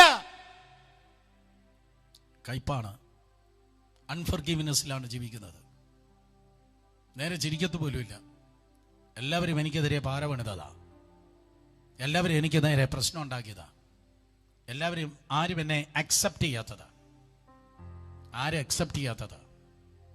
ആരും എന്നെ അക്സെപ്റ്റ് ചെയ്തില്ല, എന്നെ സ്വീകരിച്ചില്ല, ആരും എന്നെ നോക്കി ഹോസന പറഞ്ഞില്ല, ആരും എന്നെ സ്തോത്രം നന്മ പറഞ്ഞില്ല. അതുകൊണ്ട് ഞാനങ്ങ് കഴിച്ചു. അതുകൊണ്ട് ഞാൻ എന്ത് ചെയ്തു? അവരോട് കട്ടീസ് പറഞ്ഞിട്ട് ഞാനങ്ങ് കഴിച്ചു. ഞാൻ പറയട്ടെ, സ്തോത്രം, കയ്പിന്റെ വാക്കുകൾക്ക് ആത്മാക്കളെ വിടിവിപ്പാൻ കഴിയത്തില്ല. അതുകൊണ്ടാണ് യാക്കോബിന്റെ ലേഖനം പറയുന്നത്, ഒരു ഉറവയിൽ നിന്ന് കയ്പിനും മധുരത്തിനും എങ്ങനെയാണ് ഒരുമിച്ച് പുറപ്പെടുവാൻ തക്കോണം കഴിയുന്നത്. അതുകൊണ്ട് സ്തോത്രം, കയ്പിന്റെ ജനമാകൽ എബ്രായലേഖനം പറയുന്നത് നോക്കിയേ. എബ്രായലേഖനം 12-ാം അധ്യായം തന്നെ അതിന്റെ മേലെ അതിന്റെ 12-ാം വാക്യം മുതൽ താഴേക്ക് നമുക്ക് നോക്കാം. 12-ാം വാക്യം മുതൽ, എബ്രായർ 12 മുതൽ താഴേക്ക് നോക്കുമ്പോൾ, തളർന്ന കയ്യ്, കുഴഞ്ഞ മുഴങ്കാല്. വിശ്വാസികൾ അംഗവൈകല്യത്തെ കുറിച്ച് പറയുക. തളർന്നിരിക്കുന്ന കയ്യ്, കുഴഞ്ഞിരിക്കുന്ന മുഴങ്കാല്, താഴേക്ക് സ്തോത്രം. മുടന്തുള്ളത് ഉളുക്കിപ്പോകാതെ ഭേദമാകേണ്ടതിന് കാലിന് പാത നിരത്തുവിൻ. അതിന്റെ കാര്യം ഞാൻ പിന്നെ പറയാം. തളർന്ന കൈയാണ്, മുടന്തിയിരിക്കുന്നതായ മുഴങ്കാലാണ്, കുഴഞ്ഞിരിക്കുന്ന മുഴങ്കാലാണ്. 14 വാക്യം, എല്ലാവരോടും സമാധാനം ആചരിച്ച് ശുദ്ധീകരണം പ്രാപിപ്പാൻ ഉത്സാഹിപ്പിൻ. ശുദ്ധീകരണം കൂടാതെ ആരും കർത്താവിനെ കാണുകയില്ല. കൈപ്പുള്ള ഒറ്റ എണ്ണം കർത്താവിനെ കാണുകയില്ല. അൺഫോർഗീവ്നെസ്, ക്ഷമിക്കാത്ത ഒരു അമ്മാമയും, ക്ഷമിക്കാത്ത ഒരു അച്ചാച്ചനും, ക്ഷമിക്കാത്ത ഒരു പാസ്റ്ററും ആരെ കാണത്തില്ല? സെന്റർ പാസ്റ്റർ കാണത്തില്ലെന്നല്ല, കർത്താവിനെ കാണുകയില്ല. ക്ഷമിക്കാത്ത ആരും കർത്താവിനെ കാണുകയില്ല. ഓക്കെ, 15 വാക്യം, എബ്രായർ 12:15. ആരും ദൈവകൃപ വിട്ട് പിന്മാറുകയും വല്ല കൈപ്പുള്ള വേരും മുളച്ച കലഹമുണ്ടാക്കി അനേകർ അതിനാൽ മലിനപ്പെടുകയും ആരും ദുർനടപ്പുകാരനോ. സോ അവിടെ നോക്കണമേ, സ്തോത്രം. പിന്നെ യേശുവിനെ കുറിച്ച് പറയുകയാണ്. യേശുവിനെ കുറിച്ച് പറയാൻ എനിക്ക് നേരമില്ല. 14 വാക്യം വായിക്കുമ്പോൾ, സ്തോത്രം, എല്ലാവരോടും സമാധാനം ആചരിച്ച് ശുദ്ധീകരണം പ്രാപിപ്പാൻ ഉത്സാഹിപ്പിക്കും. ശുദ്ധീകരണം കൂടാതെ ആരും കർത്താവിനെ കാണുകയില്ല. 15 വാക്യം, ആരും ദൈവകൃപ വിട്ട് പിന്മാറുകയും വല്ല കൈപ്പുള്ള വേരും മുളച്ച് കലഹമുണ്ടാക്കി. കയ്പുള്ള പേര്. അപ്പൊ ചർച്ചിൽ വന്ന് കലഹിക്കുന്നവര് അകത്തെങ്ങനെയുള്ളവരാ? അകത്ത് കയ്പ് നിറഞ്ഞവരാണ് കലഹമുണ്ടാക്കുന്നവര്. ഒരിക്കൽ കൂടെ, കയ്പുള്ളവരാണ് കലഹമുണ്ടാക്കുന്നവർ. അടുത്തിരിക്കുന്നവർ നോക്കി പറ, ഞാനല്ല. പെട്ടെന്ന് പറഞ്ഞേ. കലഹം ഉണ്ടാക്കുന്ന ആരെങ്കിലും ഉണ്ടെങ്കിൽ അവരെ നോക്കി പറ, കള്ളം മാത്രം പറയല്ല. സ്തോത്രം. അപ്പൊ അകത്ത് കയ്പുള്ളവരാണ് കലഹം ഉണ്ടാക്കുന്നത്. വാ തുറന്ന കലഹം, ഫോണിൽ കലഹം, ചിലരോട് സംസാരിക്കാൻ തന്നെ പേടിയാ. ചിലർ ചർച്ചിൽ വരുന്നതേ കലഹം ഉണ്ടാക്കാൻ വരുന്നത് സ്പിരിറ്റ് ഓഫ് ബിറ്റർനെസ് എന്നാണ് അതിന്റെ പേര്. എഴുതിയുടെ കയ്പിന്റെ ആത്മാവ്, അതൊരു ഭൂതമാണ്. അവിടെ അകത്തിരിക്കുന്നത് പരിശുദ്ധാത്മാവ് അല്ല, കയ്പിന്റെ ആത്മാവ്, ദുരാത്മാവ്. അതാണ് എഫേസ്യ ലേഖനം 4-ാം അധ്യായം, സ്തോത്രം, 22-ാം വാക്യം വായിക്കുമ്പോൾ, പിശാചിന് ഇടം കൊടുക്കരുത്. കയ്പുള്ളവൻ ആരാണ് ഇരിക്കുന്നത്? ദുരാത്മാക്കളാകണം വന്നിരിക്കുന്നത്. മറ്റുള്ളവരോട്, സ്വന്തം സഹോദരങ്ങളോട് കയ്പുള്ളവർ, കുടുംബാംഗങ്ങളോട് കയ്പുള്ളവർ. സ്തോത്രം. എഫേസ്യർ 4:27 പിശാചിന് ഇടം കൊടുക്കരുത്. അവർ കത്തോലിക്കരായിരിക്കാം, രക്ഷിക്കപ്പെടാത്തവരായിരിക്കാം, സ്വർഗത്ത് പോകാത്തവരായിരിക്കാം. പക്ഷെ അവരെ ശുദ്ധീകരിക്കാൻ നിങ്ങൾക്ക് കഴിയത്തില്ല. കർത്താവിന് അവരെ ശുദ്ധീകരിക്കാൻ കഴിയത്തുള്ളൂ. പക്ഷേ അവരോട് കയ്പില്ലാത്തവരായിരിക്കും. നമ്മൾ ഈ കയ്പുള്ളവരാണെങ്കിൽ ഒരു സർട്ടൻ ലെവൽ വരെ മാത്രമേ നമുക്ക് വളരുവാൻ കഴിയത്തുള്ളൂ. അതിനപ്പുറത്തേക്ക് അനുഗ്രഹിക്കപ്പെടുവാൻ ഗുണം കഴിയത്തില്ല. ഉപരോധങ്ങളെ, സ്തോത്രം, പ്രതിരോധങ്ങളെ നമുക്ക് തരണം ചെയ്യേണ്ടത് ആവശ്യമാണ്. അതുകൊണ്ട് അറിവില്ലായ്മ നമുക്ക് വേണ്ട. 2, അവിശ്വാസം നമുക്ക് വേണ്ട. 3, സ്തോത്രം, ഏറ്റു പറയാത്ത പാപങ്ങൾ നമുക്ക് വേണ്ട. മറ്റൊന്ന് നമുക്ക് വേണ്ട, നമുക്ക് സ്തോത്രം കയ്പും നമുക്ക് വേണ്ട. ലൂക്കോസ് വിശേഷം 23-ാം അധ്യായം 34 വാക്യം നിങ്ങൾ വായിക്കുമ്പോൾ, അവിടെ യേശു കർത്താവ്, സ്തോത്രം, ഇതാ ഇവണ്ണം പ്രാർത്ഥിച്ചു, പിതാവേ, ഇവർ ചെയ്യുന്നത് ഇന്നതെന്ന് അറിയാകിയാൽ ഇവരോട് ക്ഷമിക്കണമേ. ഞാനിങ്ങനെ പ്രസംഗിക്കാറുണ്ട്. യേശു കർത്താവ് ഉയർത്ത ഏറ്റവും പ്രധാനപ്പെട്ട കാര്യങ്ങളൊന്ന്, യേശു കർത്താവിന് ഒരു ക്ഷമയുണ്ടായിരുന്നത് കൊണ്ടാണ്. ക്ഷമിച്ചവന് മാത്രമേ ഉയർപ്പുള്ളൂ, ക്ഷമിക്കുന്നവന് മാത്രമേ ഉയർപ്പുള്ളൂ. അർത്ഥം, ക്ഷമിക്കുന്നവന് മാത്രമേ ഉന്നമനമുള്ളൂ. ചുമ്മാ ക്ഷമിച്ചോളാം. അവർ നിങ്ങൾക്കെതിരെ ചീത്ത പറയും, അവർ നിങ്ങൾക്കെതിരെ കഥയുണ്ടാക്കും, അവർ നിങ്ങൾക്കെതിരെ ചതിക്കും, അവർ നിങ്ങൾക്കെതിരെ സംസാരിക്കും. ക്ഷമിക്കുക, ചുമ്മാ ക്ഷമിക്കുക. ഏത് അച്ചാച്ചൻ പാരമണിയുന്നവൻ വന്നാലും ആ ഗദശമനയുടെ വാതിക്കൽ വെച്ച് അവനോട് ചോദിക്കണം. മത്തായി 26:50, സ്നേഹിതാ, നീ വന്ന കാര്യം എന്ത്? കയ്പില്ലാതെ ചോദിക്കുകയാണ്. സ്നേഹിതാ, നീ വന്ന കാര്യം എന്ത്? സ്തോത്രം. സോ യൂദ പൈസ മോട്ടിക്കുന്നത് യേശുവിനറിയാം. യേശു കർത്താവ് സർവജ്ഞാനിയാണ്. അവന് എത്ര എടുക്കുന്നതെന്ന് യേശുവിനറിയാം. എവിടെയൊക്കെ വെച്ച് എടുക്കുന്നതെന്ന് യേശുവിനറിയാം. എത്ര എടുക്കുന്നതെന്ന് അറിയാം, എവിടെ വെച്ച് എടുക്കുന്നതെന്ന് അറിയാം, എങ്ങനെ എടുക്കുന്നതെന്നും അറിയാം. ഇതൊക്കെ അറിഞ്ഞിട്ട് ക്ഷമിക്കുക എന്ന് പറഞ്ഞാൽ നല്ലൊരാത്മീയനെ പറ്റത്തുള്ളൂ. അറിയുന്നില്ല, അതുകൊണ്ട് വിശ്വസിച്ചു എന്നല്ല. യേശു കർത്താവിനെ അറിയാം എങ്ങനെ എടുക്കുന്നു, എത്ര എടുക്കുന്നു, സ്തോത്രം, എന്ന് വളരെ നന്നായിട്ട് അറിയാം. എന്നാലും വന്നിട്ട്, എടാ കള്ള, അവസാനം നീ എന്നെ കാണിച്ചു കൊടുക്കാൻ വന്നല്ലേ എന്നല്ല കർത്താവ് പറഞ്ഞത്. പകരം കർത്താവ് പറഞ്ഞത്, സ്നേഹിതാ, നീ വന്ന കാര്യം എന്ത്? കാരണം യേശുവിനെ വേറെ ഒരു കാര്യം അറിയാം. അവൻ എത്ര എടുക്കുന്നു, എങ്ങനെ എടുക്കുന്നു എന്ന് മാത്രമല്ല യേശുവിനെ അറിയാമെന്നുള്ളത്, യവൻ നശിക്കാൻ പോകുന്നെന്ന് യേശുവിനെ അറിയാം. അതുകൊണ്ടാണ് മഹാപുരോഹിത പ്രാർത്ഥനയിൽ അവൻ പ്രാർത്ഥിച്ചത്, സ്തോത്രം, ആ നാശയോഗ്യനല്ലാതെ വേറെ ആരും നഷ്ടപ്പെട്ടിട്ടില്ല. നാശയോഗ്യൻ ഈ നശിക്കാനുള്ളവനെ നമ്മളെ നശിപ്പിക്കാൻ നടക്കണ്ട, അവൻ താനേ നശിച്ചോളും. യേശു കർത്താവ് ആ നാശയോഗ്യനെന്ന് അറിഞ്ഞിട്ടും അവനെ വിളിച്ചത്, സ്നേഹിത നീ വന്ന കാര്യമെന്ത്? അവസാനം അവൻ നിലവിളിച്ചു പറഞ്ഞു, ക്രൂശിലെ ഒന്നാമത്തെ പ്രാർത്ഥന, പിതാവേ ഇവർ ചെയ്യുന്നത് ഇന്നതെന്നറിയാകിയാൽ ഇവരോട് ക്ഷമിക്കണമേ. ആ ഫയല് കർത്താവിന്റെ കയ്യിൽ കൊടുത്തു. സ്തോത്രം. ആ ഫയല് കർത്താവിന്റെ കയ്യിൽ കൊടുത്തു. ഇന്ന് രാത്രി നിങ്ങളെ അനുദിനം വേദനിപ്പിക്കുന്നവർ, നിങ്ങൾക്ക് നേരെ നാക്ക് വളയ്ക്കുന്നവർ, നിങ്ങൾക്ക് നേരെ അപവാദം പറയുന്നവർ, നിങ്ങൾക്ക് നേരെ പ്രശ്നമുണ്ടാക്കുന്നവർ, ആ സകലതും ദൈവകരത്തിൽ കൊടുത്താട്ടെ. ഹല്ലേലൂയ. സകലരും സ്തോത്രം ദൈവത്തിൻ്റെ കരത്തിൽ. ഇന്ന് കാണുന്ന എല്ലാവരും പറയാറുണ്ട്, എല്ലാവരും ഈ സ്തോത്രം അത് ഇന്ന് ഇല്ലാതെ ജീവിക്കാൻ പറ്റാത്ത ഒരു സൂത്രമാണ്. ഇതില്ലാതെ ആർക്കും ജീവിക്കാൻ പറ്റത്തില്ല, ഇതില്ലാതെ ജീവിക്കാൻ പറ്റത്തില്ല. മാത്രമല്ല ഇതിലില്ലാത്ത സ്തോത്രം എന്തുകൊണ്ടായിരുന്നു? ഇതിൽ ഇല്ലാത്ത സൂത്രങ്ങളില്ല. എല്ലാവർക്കും എന്തുകൊണ്ടെന്നറിയോ? കോൾ റെക്കോർഡുണ്ട്. Call record. ധൈര്യമായി ഒറ്റ എണ്ണത്തിനടുത്ത് സംസാരിക്കാൻ പറ്റത്തില്ല. അയ്യോ ബ്രദർ, കഴിഞ്ഞ ആഴ്ച മറ്റേ എൽഡേഴ്സിൻ്റെ കാര്യം പറഞ്ഞപ്പോൾ, അല്ലെങ്കിൽ സൺഡേ സ്കൂളിൻ്റെ കാര്യം പറഞ്ഞപ്പോൾ അതുണ്ടായിരുന്നു. ഞാൻ കോൾ റെക്കോർഡിൽ കാണിച്ചു തരാം. ഹല്ലേലൂയ. വച്ചിട്ടിരുന്നോ? സ്തോത്രം. എന്നാൽ കർത്താവ് എന്ത് ചെയ്തു? കർത്താവിന് ഒരു ഫോൺ ഉണ്ടായിരുന്നെങ്കിൽ അതിൽ കോളും ഇല്ല, റെക്കോർഡും ഇല്ല. കാര്യം ന്യായമായി വിധിക്കുന്ന ദൈവത്തിൻ്റെ കരത്തിൽ കൊടുത്തു. നീ എന്നെ അറിയുന്നു, മേലെ കൊടുത്ത് ജീവിക്കുക. സ്തോത്രം. അല്ലാതെ എല്ലാം ഫോണിൽ വെച്ചിട്ടിരിക്കാതെ. സ്തോത്രം. ഏതവൻ ഫോണിലും കമ്പ്യൂട്ടറിൽ വെച്ചിട്ടിരുന്നോ? ഇന്ന് രാത്രി ഞാൻ വളരെ കൃത്യമായി പറയണ്ടേ, അവിടെയൊക്കെ അസ്ഥികൾ മണ്ണിനടിയിൽ തിരുവച്ചിട്ടിരിക്കുമ്പോൾ ഇന്ന് ഞങ്ങൾ സുവിശേഷം പ്രസംഗിക്കുന്നു, രോഗികളെ സൗഖ്യമാക്കുന്നു, ഭൂതങ്ങളെ പുറത്താക്കുന്നു. ഇതാ ലോകത്തിന്റെ പ്രഭു വരുന്നു. അവന്റെ ഒരു ചരക്കും ഞങ്ങളുടെ കയ്യിലില്ല. സ്തോത്രം. പ്രതിരോധങ്ങളെ തരണം ചെയ്യുന്നവരായിരിക്കെ ദൈവത്തിന് കൃപയാൽ. ഇഗ്നോറൻസ് വേണ്ട, അറിവുള്ളവരായിരിക്കുക. ആത്മീയ അറിവ്. അവിശ്വാസികളാകല്ല, ഏറ്റുപറയാത്ത പാപങ്ങൾ ഉണ്ടാകല്ല. യാതൊരു കയ്പും നമുക്ക് വേണ്ട. മറ്റൊന്ന്, നിങ്ങളുടെ ആത്മീയ വിടുതലിലേക്ക് നിങ്ങളെ എത്തിക്കാതെ നിങ്ങളെ പ്രതിരോധത്തിലാക്കുന്ന മറ്റൊരു കാര്യമാണ് സ്തോത്രം സാത്താന്യ മണ്ഡലങ്ങൾ അല്ലെങ്കിൽ മാന്ത്രിക നിഗൂഢതകൾ. സാത്താന്യ നിഗൂഢതകൾ അല്ലെങ്കിൽ മാന്ത്രിക നിഗൂഢതകൾ, ദുരാത്മാവിൻ്റെ നിഗൂഢതകൾ. നിഗൂഢതകൾ എന്ന് പറയുമ്പോൾ അത് സാത്താന്യ നിഗൂഢതകളായിരിക്കാം, അത് ദുരാത്മാവിൻ്റെ നിഗൂഢതകളായിരിക്കാം, അത് മാന്ത്രിക നിഗൂഢതകളായിരിക്കാം. ആ മാന്ത്രിക നിഗൂഢതകൾ എന്ന് പറയുന്നതായ കാര്യത്തിൽ എനിക്ക് പറയാനുള്ളത്, സ്തോത്രം, അതെ, നിങ്ങൾ വാരബലം നോക്കുന്ന ആരെങ്കിലും എന്നെ കേൾക്കുന്നെങ്കിൽ പെട്ടു. വാരബലം ഞായറാഴ്ച സ്തോത്രം പേപ്പർ വന്നു കഴിഞ്ഞാൽ തന്നെ എൻ്റെ സെൻട്രലിലുള്ളതായ പേജ് തുറന്ന് ഈ ആഴ്ച എങ്ങനെ ഇരിക്കും? തിങ്കളാഴ്ച മഴ പെയ്യോ? ചൊവ്വാഴ്ച പേമാരി ഉണ്ടാകുമോ? ബുധനാഴ്ച കടലാക്രമണം കടന്നു വരുമോ?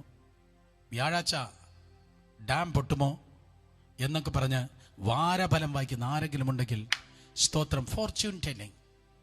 ഫോർച്യൂൺ ടെല്ലിങ് എന്തോ മലയാളത്തിൽ? Fortune telling. സ്തോത്രം. Fortune telling. ഭാവി നോക്കുന്നത്. ഇന്ന് വന്ന ഈ ന്യൂ ജനറേഷൻ തള്ളലിൽ പ്രവചന ശുശ്രൂഷ പോലും ഒരു ഭാവി പറയുന്ന ഒരു പരിപാടിയായിപ്പോയി, ഫോർച്യൂൺ ടെല്ലിങ് ആയിപ്പോയി. എന്നാൽ പ്രവാചകൻ വാതുറക്കുന്നത് ഭാവി പറയുന്നതല്ല, നിന്നെ നിത്യതയുടെ പദ്ധതിയിൽ എത്തിക്കുന്നതാണ് യഥാർത്ഥ പ്രവചനം. അല്ലാതെ നിന്റെ ഭാവിയെക്കുറിച്ച് മറ്റേ എന്തോ തത്തമ്മ പൂച്ച എന്ന് പറഞ്ഞ് ആ കൂട്ടിൽ കിടക്കുന്നതായ തത്ത മറ്റേ ചീട്ടിനെ കൊത്തിയെടുത്ത് പറയുന്നത് പോലെ അതല്ല പ്രവചനം. ഫോർച്യൂൺ ടെല്ലിങ് അല്ല പ്രവചനം. അതല്ല ദൈവത്തിന്റെ ദൂത്. സ്തോത്രം. നോക്കണമേ, മാന്ത്രിക നിഗൂഢതകൾ. ജാതകം നിങ്ങൾ വായിക്കുന്നെങ്കിൽ, ജാതകം നിങ്ങൾ നോക്കുന്നെങ്കിൽ, കൈനോട്ടം സ്തോത്രം നിങ്ങൾ ചെയ്യുന്നെങ്കിൽ, അതെല്ലാം നിങ്ങളുടെ ആത്മീയ ജീവിതത്തിന് സ്തോത്രം വലിയ തടസ്സങ്ങളാണ്. അതുപോലെ മാന്ത്രിക നിഗൂഢതകൾ.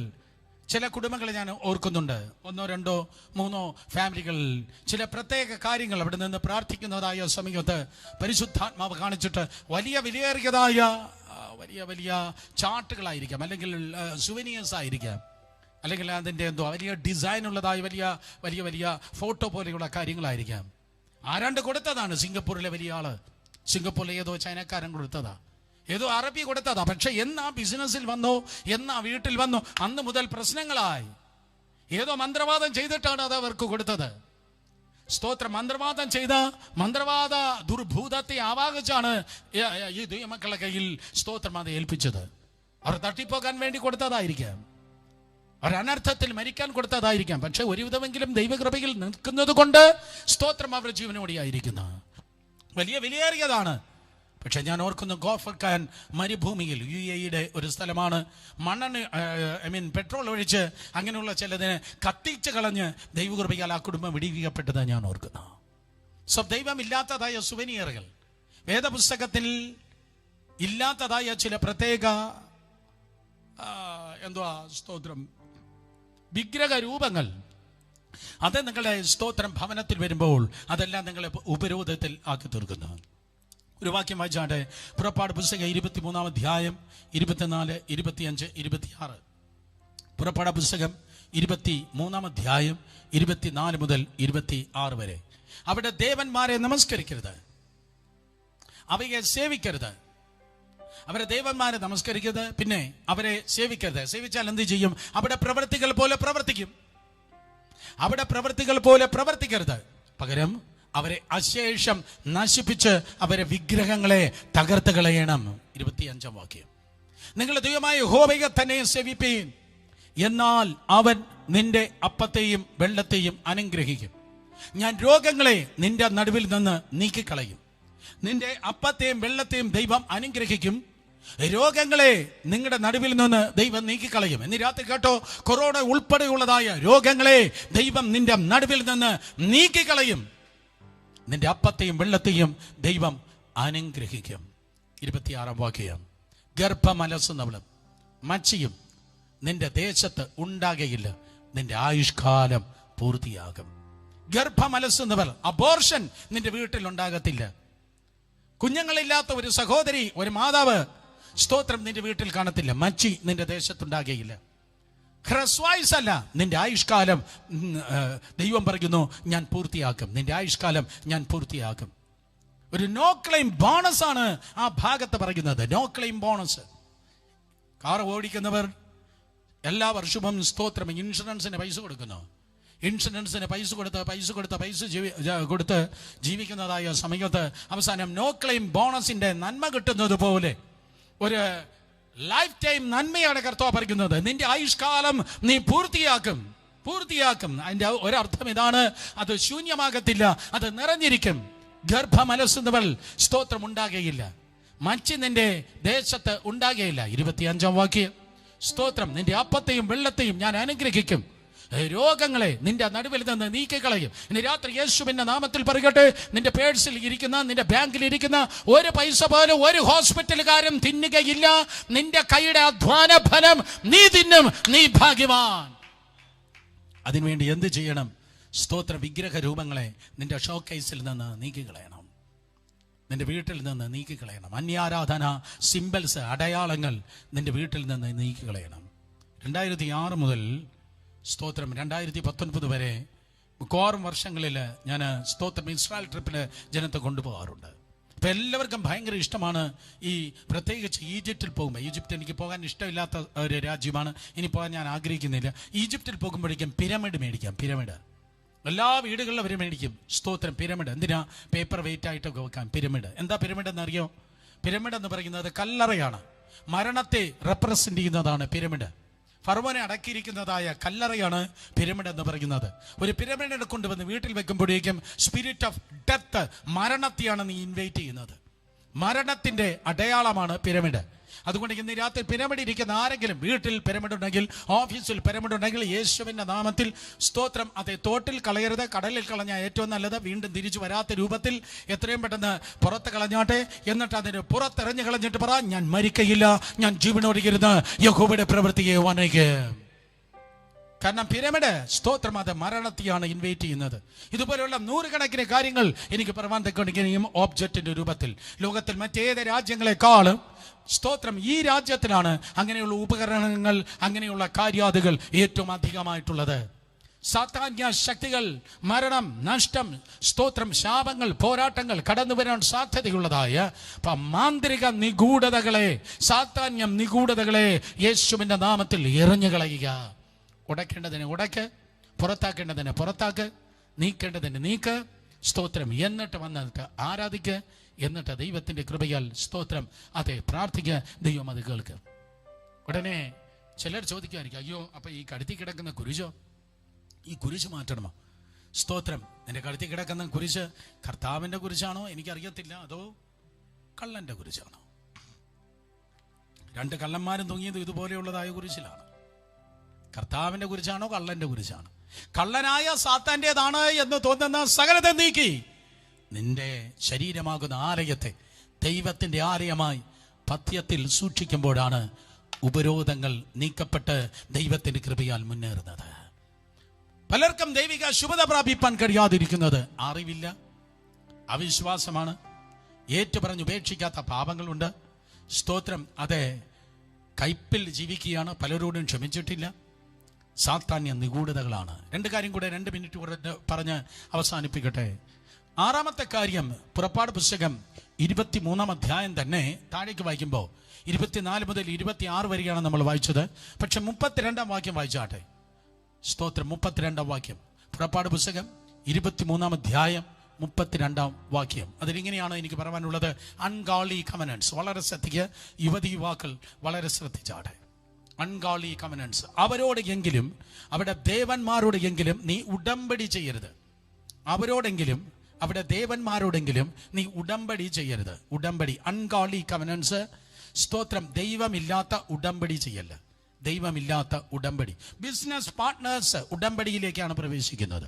പക്ഷെ ഒരാൾ വന്നിട്ട് പറയുകയാണ്, എൻ്റെ ബിസിനസ്സിന് വേണ്ടി പ്രാർത്ഥിക്കണം. ഞാൻ ഉടനെ ചോദിക്കും, പാർട്ട്ണർ ഉണ്ടോ? ഉണ്ട്.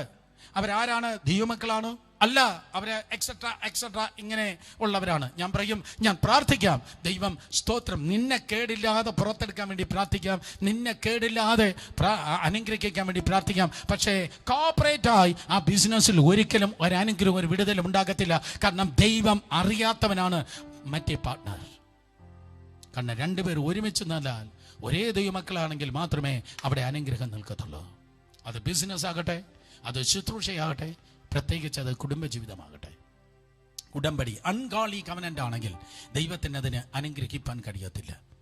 2 ഒരുപോലെ നിന്നാൽ മാത്രമേ അവിടെ അനുഗ്രഹമുള്ളൂ. ഒരുവൻ 1000-ത്തെയും, ബാക്കി പറ, 20 10,000-ത്തെയും പിന്തുടരും. ഒരുവർ 1000-ത്തെയും 20 2,000 എന്നാണ് മാത്സ് ടീച്ചർ പറഞ്ഞത്. 1000 + 1000 = 2000. എന്നാൽ ആ ടീച്ചറിന്റെ പേര് എനിക്ക് ഒന്ന് 2ാം ക്ലാസ്സിൽ പഠിപ്പിച്ച ആ ടീച്ചറിന്റെ പേര് പങ്കി എന്നാണ്. പങ്കി ടീച്ചർ മരിച്ചു കാണും. പക്ഷെ പങ്കി ടീച്ചർ സ്വർഗത്തിലുണ്ടെങ്കിൽ ഞാൻ പറയും, ടീച്ചർ പഠിപ്പിച്ചത് തെറ്റാണ്. കാരണം എൻ്റെ ദൈവം പഠിപ്പിച്ചത് ഒരുവൻ 1000-ത്തെയും 2 പേർ 2000-ത്തെയും പിന്തുടരുമെന്നല്ല. ഒരുവൻ 1000-ത്തെയും 2 പേർ 10,000-ത്തെയും പിന്തുടരും. അവിടെ അഡീഷണൽ ഉള്ളത്, അവിടെ മൾട്ടിപ്ലിക്കേഷൻ ആണുള്ളത്, അവിടെ ഗുണനമാണുള്ളത്, അവിടെ പെരുക്കമാണുള്ളത്. അടുത്തുള്ളവരെ നോക്കി പറ, ഇതെന്റെ പെരുക്കത്തിന്റെ സീസണാണ്.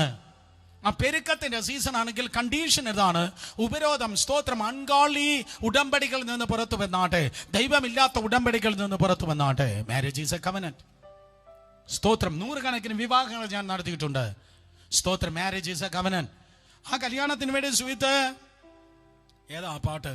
സ്തോത്രം. In his time, in his time. അത് പാടി കഴിയുമ്പോഴേക്കും സ്തോത്രം, അത് എഴുന്നേറ്റ് 20 മിനിറ്റിനകത്ത് നിൽക്കുന്ന, അല്ലെ 15 മിനിറ്റ് ഒരു മെസ്സേജ് പറഞ്ഞിട്ട്, ഏതേൻ തോട്ടത്തിൽ ആദാമിനെയും ഹവ്വയെ യോജിപ്പിച്ചവനായ കർത്താവേ, ഇവരെ യോജിപ്പിക്കണമേ എന്ന് പറയുമ്പോൾ ഓഡിറ്റോറിയത്തിന്റെ വാതിൽക്കൽ നിന്ന് ലൂസിഫർ ചിരിക്കുകയായിരിക്കാം. കാരണം ഇവരെ യോജിപ്പിച്ച പലപ്പോഴും അമേരിക്കൻ വിസയാണ്, ഇവരെ യോജിപ്പിച്ച പലപ്പോഴും കനേഡിയൻ PR കാർഡാണ്, ഇവരെ യോജിപ്പിച്ചത് പലപ്പോഴും മാസ്റ്റേഴ്സാണ്, ഇവരെ യോജിപ്പിച്ചത് ഹ്യൂജ് സ്തോത്രം അതേ സ്ത്രീധനമാണ്. ദൈവമല്ലാതെ അവളെ പൈസ കണ്ട് യോജിച്ചു എങ്കിൽ, ദൈവമല്ലാതെ അവളെ തൊലിനിറം കണ്ട് യോജിച്ചു എങ്കിൽ, ദൈവമല്ലാതെ അവളെ വേറെ എന്തെങ്കിലും കണ്ട് യോജിച്ചെങ്കിൽ, അവന്റെ എന്തെങ്കിലും കണ്ട് യോജിച്ചെങ്കിൽ, അതിന്റെ പേരാണ് അൺഗോളി കവനന്റ്. ദൈവമല്ല അവരെ യോജിപ്പിക്കുന്നത്, ദൈവമല്ല അവരെ യോജിപ്പിക്കുന്നത്. അതുകൊണ്ട് കർത്താവായിരിക്കണം അവരെ യോജിപ്പിക്കേണ്ടത്. അതുകൊണ്ട് വീട്ടിൽ ഏതെങ്കിലും പെൺകുട്ടികളുണ്ടെങ്കിൽ, ആൺകുട്ടികളുണ്ടെങ്കിൽ, ആ മാതാപിതാക്കൾ ഇന്ന് രാത്രി ദൈവകൃപയാൽ മനസ്സിലാക്കണം, റിങ്ങല്ല യോജിപ്പിക്കേണ്ടത്, മഞ്ഞച്ചരടല്ല യോജിപ്പിക്കേണ്ടത്, താരിമാലയല്ല യോജിപ്പിക്കേണ്ടത്, സ്തോത്രം പുഷ്പഹാരമല്ല അവരെ യോജിപ്പിക്കേണ്ടത്. സർവശക്തനായ ദൈവം അവരെ യോജിപ്പിക്കണം. അവർ വിശ്വാസികളായിരിക്കണം, അവർ പരിശുദ്ധാത്മാവിൽ നിറഞ്ഞിരിക്കണം, കർത്താവിനെ സ്നേഹിക്കുന്നവരായിരിക്കണം, മാതാപിതാക്കളെ അനുസരിക്കുന്നവരായിരിക്കണം, മാതാപിതാക്കളുടെ ഹൃദയങ്ങളെ സന്തോഷിപ്പിക്കുന്നവരായിരിക്കണം, മാതാപിതാക്കളുടെ ഹൃദയത്തെ തകർക്കുന്നവരും വഞ്ചിക്കുന്നവരുമായി ആകല്ല. അവിടെ മാത്രമേ ദൈവത്തിന്റെ ശാശ്വതമായ അനുഗ്രഹത്തിന് ഇറങ്ങി നിൽപ്പാൻ ഗുണം കഴിയത്തുള്ളൂ. കവനൻസ്, ഉടമ്പടികൾ. നോക്കിയാട്ടെ, നോഹയുടെ മേൽ ദൈവം നൽകിയതായ ഉടമ്പടി അനുഗ്രഹമായിരുന്നു. മനോഹരമായ വില്ലിനെ വെച്ചുള്ള നല്ലൊരു ഉടമ്പടി. 7 പ്രസംഗമാണ് 7 ഉടമ്പടികളെ കുറിച്ച്. അബ്രഹാമിന്റെ ഉടമ്പടി, വിശ്വാസികളെ കുറിച്ച് ദൈവം പറഞ്ഞ ഉടമ്പടി, ബ്യൂട്ടിഫുൾ ആയിട്ടുള്ള സ്തോത്രം, അനുഗ്രഹത്തിന്റെ ഉടമ്പടിയാണ് അബ്രഹാമിന്റെ ഉടമ്പടി. മോശയ്ക്ക് ദൈവം നൽകിയ ഉടമ്പടി, മറ്റൊരു അനുഗ്രഹിക്കപ്പെട്ട ഉടമ്പടി, ദാവീദിന്റെ ഉടമ്പടി. സോ നോഹ, അബ്രഹാം, മോശ, ദാവീദ്, സഭ ഉള്ള ആ ഉടമ്പടികളെല്ലാം ഭയങ്കരമായി ബൂം ചെയ്തു എങ്കിൽ, ഭയങ്കരമായി വർധനവ് പ്രാപിച്ചുവെങ്കിൽ, ഉപരോധങ്ങളെ തരണം ചെയ്യാം. സ്തോത്രം. ലോകത്തിൽ പിശാച് ഉണ്ടാക്കി വെച്ചിരിക്കുന്ന, മനുഷ്യൻ ഉണ്ടാക്കി വെച്ചിരിക്കുന്ന സകല വിധത്തിലുള്ള ഉപരോധങ്ങളെ തരണം ചെയ്യുവാൻ അൺകാളിയായിട്ടുള്ള സകല ഉടമ്പടികളിൽ നിന്ന് പുറത്തു വരാം. ദൈവമില്ലാത്തതായ വാക്കുകൾ, ദൈവമില്ലാത്ത ഉടമ്പടികൾ, ദൈവമില്ലാത്ത വാക്കുകൾ ആർക്കെങ്കിലും കൊടുത്തെങ്കിൽ മനസ്സന്തരപ്പെടുക. ആ വാക്കുകളെ ബ്രേക്ക് ചെയ്താട്ടെ. കർത്താവെ തെറ്റിപ്പോയി, ദൈവമില്ലാത്ത വാക്ക് കൊടുത്തുപോയി, കർത്താവില്ലാത്ത വാക്ക് കൊടുത്തുപോയി, സോളിഷ് വാക്ക് കൊടുത്തുപോയി, ജഡത്തിന്റെ ഇംഗിതത്തിന്റെ വാക്ക് കൊടുത്തുപോയി. ആ വാക്കുകളെല്ലാം ഡിഫ്യൂസ് ചെയ്യപ്പെടട്ടെ. മനസ്സിലാകുന്നവർ കരങ്ങൾ ഉയർത്തി ഹല്ലേലൂയ പറഞ്ഞാട്ടെ.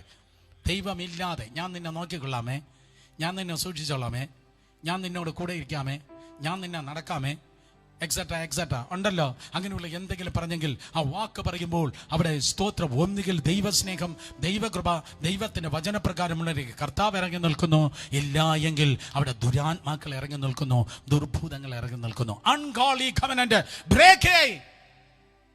അതിനെ ബ്രേക്ക് ചെയ്താൽ മാത്രമേ ഈ ഉപരോധത്തെ തരണം ചെയ്ത് ദൈവം നിനക്ക് വേണ്ടി വച്ചിരിക്കുന്ന സ്ഥാനത്തെത്താൻ പറ്റത്തുള്ളൂ. ആക്ച്വലി ഇത് ഫിസിക്കൽ ഗ്യാതറുകൾ ഒരുമിച്ച് കൂട്ടി നിർത്തി ഇതിൻ്റെ ഓരോ പോയിന്റ് റിപ്പൻറ്റ് ചെയ്ത് പ്രാർത്ഥിച്ച് ബ്രേക്ക് ചെയ്ത് മുന്നോട്ട് പോകേണ്ട ഒരു ദൂത. റിപ്പൻറ്റ് ചെയ്ത് പ്രാർത്ഥിച്ച് അപ്പോൾ നിങ്ങൾക്ക് നിശ്ചയമായിട്ട് കാണാൻ കഴിയും കൂട്ടമായിട്ട് ഭൂതങ്ങൾ ഇങ്ങനെ അലറുന്നത്. റിയലി എന്നെ ബ്ലിങ്ക് ചെയ്ത് നോക്കാതെ സ്തോത്രം ഞാൻ കണ്ടിട്ടുള്ളതാണ്. ഹല്ലേലൂയ. ഇതൊരു ഡെലിവറൻസ് ദൂതാണ്. സ്തോത്രം. ഏറ്റെടുത്ത് കഴിഞ്ഞാൽ നിങ്ങളുടെ ജീവിതത്തിന് വിടുതലാണ്. ഹല്ലേലൂയ. അൺഗോളി കവനന്റ്, ദൈവമില്ലാത്ത ഉടമ്പടികൾ ചെയ്യരുത്. ദൈവമില്ലാത്ത ഉടമ്പടി നീ ചെയ്തു കഴിഞ്ഞാൽ ഏത് വ്യക്തിയോട് ചെയ്താലും, ദൈവം അനുവദിക്കാത്ത ബന്ധങ്ങളോട്, ദൈവം അനുവദിക്കാത്ത വ്യക്തികളോട് ഉടമ്പടി ചെയ്യുമ്പോൾ അതിനിടയിൽ വന്നിരിക്കുന്ന ഒരു ദുരാത്മാവുണ്ട്. വേണ്ട, ഉപരോധങ്ങളെ തരണം ചെയ്യുക. 7ാമത്തെ കാര്യം പറഞ്ഞ് ഞാൻ അവസാനിപ്പിക്കട്ടെ. സ്തോത്രം. എല്ലാ ദിവസവും ഞാൻ ലേറ്റ് ആകുകയാണല്ലോ, നാളെയെങ്കിലും നേരത്തെ നിർത്താൻ നോക്കാം. 7ാമതായി ആവർത്തന പുസ്തകം 28-ാം അധ്യായം 1 മുതൽ 15 വരെയുള്ള വാക്യങ്ങൾ, 1 മുതൽ 14 വരെയുള്ള വാക്യങ്ങൾ അനുഗ്രഹത്തിന്റെ വാക്യങ്ങൾ. ആവർത്തന പുസ്തകം 28 1 മുതൽ 14 വരെയുള്ള വാക്യങ്ങൾ അനുഗ്രഹത്തിന്റെ വാക്യങ്ങൾ. തൊട്ട് താഴെ 15 മുതൽ 69 വരെയുള്ള 55 വാക്യങ്ങൾ ശാപത്തിന്റെ വാക്കുകൾ. 15 മുതൽ 69 വരെ, 15 മുതൽ 69 വരെയുള്ള 55 വാക്യങ്ങൾ ശാപത്തിന്റെ വാക്കുകൾ. ഒരുപക്ഷെ നിങ്ങൾ ഉപരോധത്തിലാക്കുന്നത്, നിന്നെ ഒരു പരിധിക്കപ്പുറം മുന്നേറാതെ ഒരു ഗ്ലാസ് ചേംബറിൽ നിന്നെ ഇട്ടിരിക്കുന്നത്, അൺസീൻ റിലത്തിൽ നിന്നെ ഒതുക്കി നിർത്തിയിരിക്കുന്നത് എന്തായിരിക്കാം? ഒരു ശാപമായിരിക്കാം. ആ ഭാഗം നിങ്ങൾ വായിച്ചു നോക്കണേ. ആവർത്തന പുസ്തകം സ്തോത്രം 28-ാം അധ്യായമാണ് നിങ്ങൾക്കുള്ള ഹോംവർക്ക്. ആവർത്തന പുസ്തകം 28-ാം അധ്യായമാണ് നിങ്ങളുടെ ഹോംവർക്ക്. ഇന്ന് രാത്രിയിലുള്ള ഹോംവർക്ക് ആവർത്തന പുസ്തകം 28-ാം അധ്യായം വായിക്കുക. 28-ാം അധ്യായം ആദ്യത്തെ 14 വാക്ക് ഒരു പേപ്പറിൽ നല്ല ഹാൻഡ് റൈറ്റിംഗിൽ ടൈം എടുത്ത് എഴുതി ഇന്ന് രാത്രി ഉറങ്ങുന്നതിന് മുൻപ് നിങ്ങളുടെ ഉറക്കമണീക്കുമ്പോൾ കാണത്തക്ക രീതിയിൽ ഏതെങ്കിലും അലമാരയിലോ ബെഡിന്റെ മുൻപിലോ നിങ്ങളുടെ ബെഡ്റൂമിൽ ഒട്ടിച്ചു വെക്കുക. ആവർത്തന പുസ്തകം 28-ാം അധ്യായം 1 മുതൽ 14 വരെയുള്ള അനുഗ്രഹത്തിന്റെ വചനങ്ങൾ എന്നും അത് വായിക്കുക. എന്നിട്ട് നീ അനുഗ്രഹിക്കപ്പെടും എന്നതിന് പകരം നിങ്ങളുടെ പേരെഴുതിയാട്ടെ. സുരേഷ് അനുഗ്രഹിക്കപ്പെടും, സുരേഷ് അകത്ത് വരുമ്പോൾ അനുഗ്രഹിക്കപ്പെടും, സുരേഷ് പുറത്തു പോകുമ്പോൾ അനുഗ്രഹിക്കപ്പെടും. ആരോ തല ഉയർത്തി നോക്കി, അസൂയുള്ളത് കൊണ്ടാണ്. സ്തോത്രം. സുരേഷ് വയലിൽ അനുഗ്രഹിക്കപ്പെടും, വീട്ടിൽ അനുഗ്രഹിക്കപ്പെടും യേശുവിന്റെ നാമത്തിൽ. നിങ്ങൾക്കുള്ള ഹോംവർക്ക് അതാണ്, അനുഗ്രഹത്തിന്റെ വചനങ്ങൾ. എന്നാൽ 55 വാക്യങ്ങൾ അത് ശാപത്തിന്റെ വചനങ്ങളാണ്. എന്താ ശാപത്തിന്റെ ലക്ഷണങ്ങൾ? ആ ശാപത്തിന്റെ ലക്ഷണങ്ങൾ ഒരു ഹ്യൂജ് ലിസ്റ്റ് എനിക്ക് പറയാൻ കഴിയും. ചിലത് മാത്രം പറയട്ടെ. ആ ശാപമാണ് ഒരു പ്രത്യേക പരിധിക്കപ്പുറം നിങ്ങൾക്ക് പോകുവാൻ കഴിയാതെ നിങ്ങളെ ഉപരോധത്തിലേക്ക് ആക്കുന്നത്. നിങ്ങളുടെ വൈകാരിക തകർച്ചകൾ, നാഡീ സ്തംഭനങ്ങൾ, വൈകാരിക തകർച്ചകൾ, മനസ്സ് തളർന്നു പോയി നാഡീ സ്തംഭനങ്ങൾ, അത് ശാപത്തിന്റെ ലക്ഷണങ്ങളാണ്. പാരമ്പര്യ രോഗങ്ങൾ, അപ്പന്റെ രോഗം, അമ്മയുടെ രോഗം, ഒലിച്ചിറങ്ങുന്നതായ ആമയിഴഞ്ചാൻ തോട് പോലെ. ഇവിടുത്തെ അപ്പുറത്തുള്ള ഒരു തോടാണ്, അഴുക്ക് വെള്ളമാണ് അതിൽ മുഴുവൻ.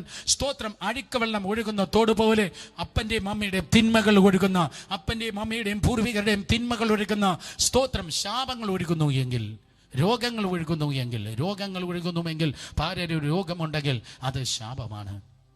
ഗർഭഛിദ്രങ്ങൾ, അടിക്കടി കടന്നു വരുന്നതായ ഗർഭഛിദ്രങ്ങൾ, പിന്നെയും കടന്നു വരുന്ന, ഞാൻ പറയുന്നത് പിന്നെയും കടന്നു വരുന്ന ഗർഭഛിദ്രങ്ങൾ ഉണ്ടെങ്കിൽ ഇന്ന് രാത്രി ഞങ്ങൾ പ്രാർത്ഥിപ്പാൻ പോകുകയാണ്. യേശുവിൻ്റെ നാമത്തിൽ അതൊരു കോമയല്ല. ഇന്ന് രാത്രി യേശുവിൻ്റെ നാമത്തിൽ ഒരു ഫുൾ സ്റ്റോപ്പായി തീരട്ടെ.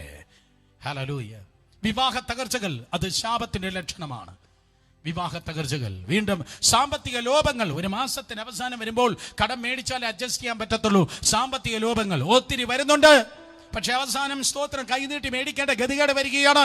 സാമ്പത്തിക ലോപങ്ങൾ വരുന്നെങ്കിൽ അത് സ്തോത്രം ശാപത്തിന്റെ അടയാളങ്ങളാണ്. അടിക്കടി വരുന്നതായ അപകടങ്ങൾ.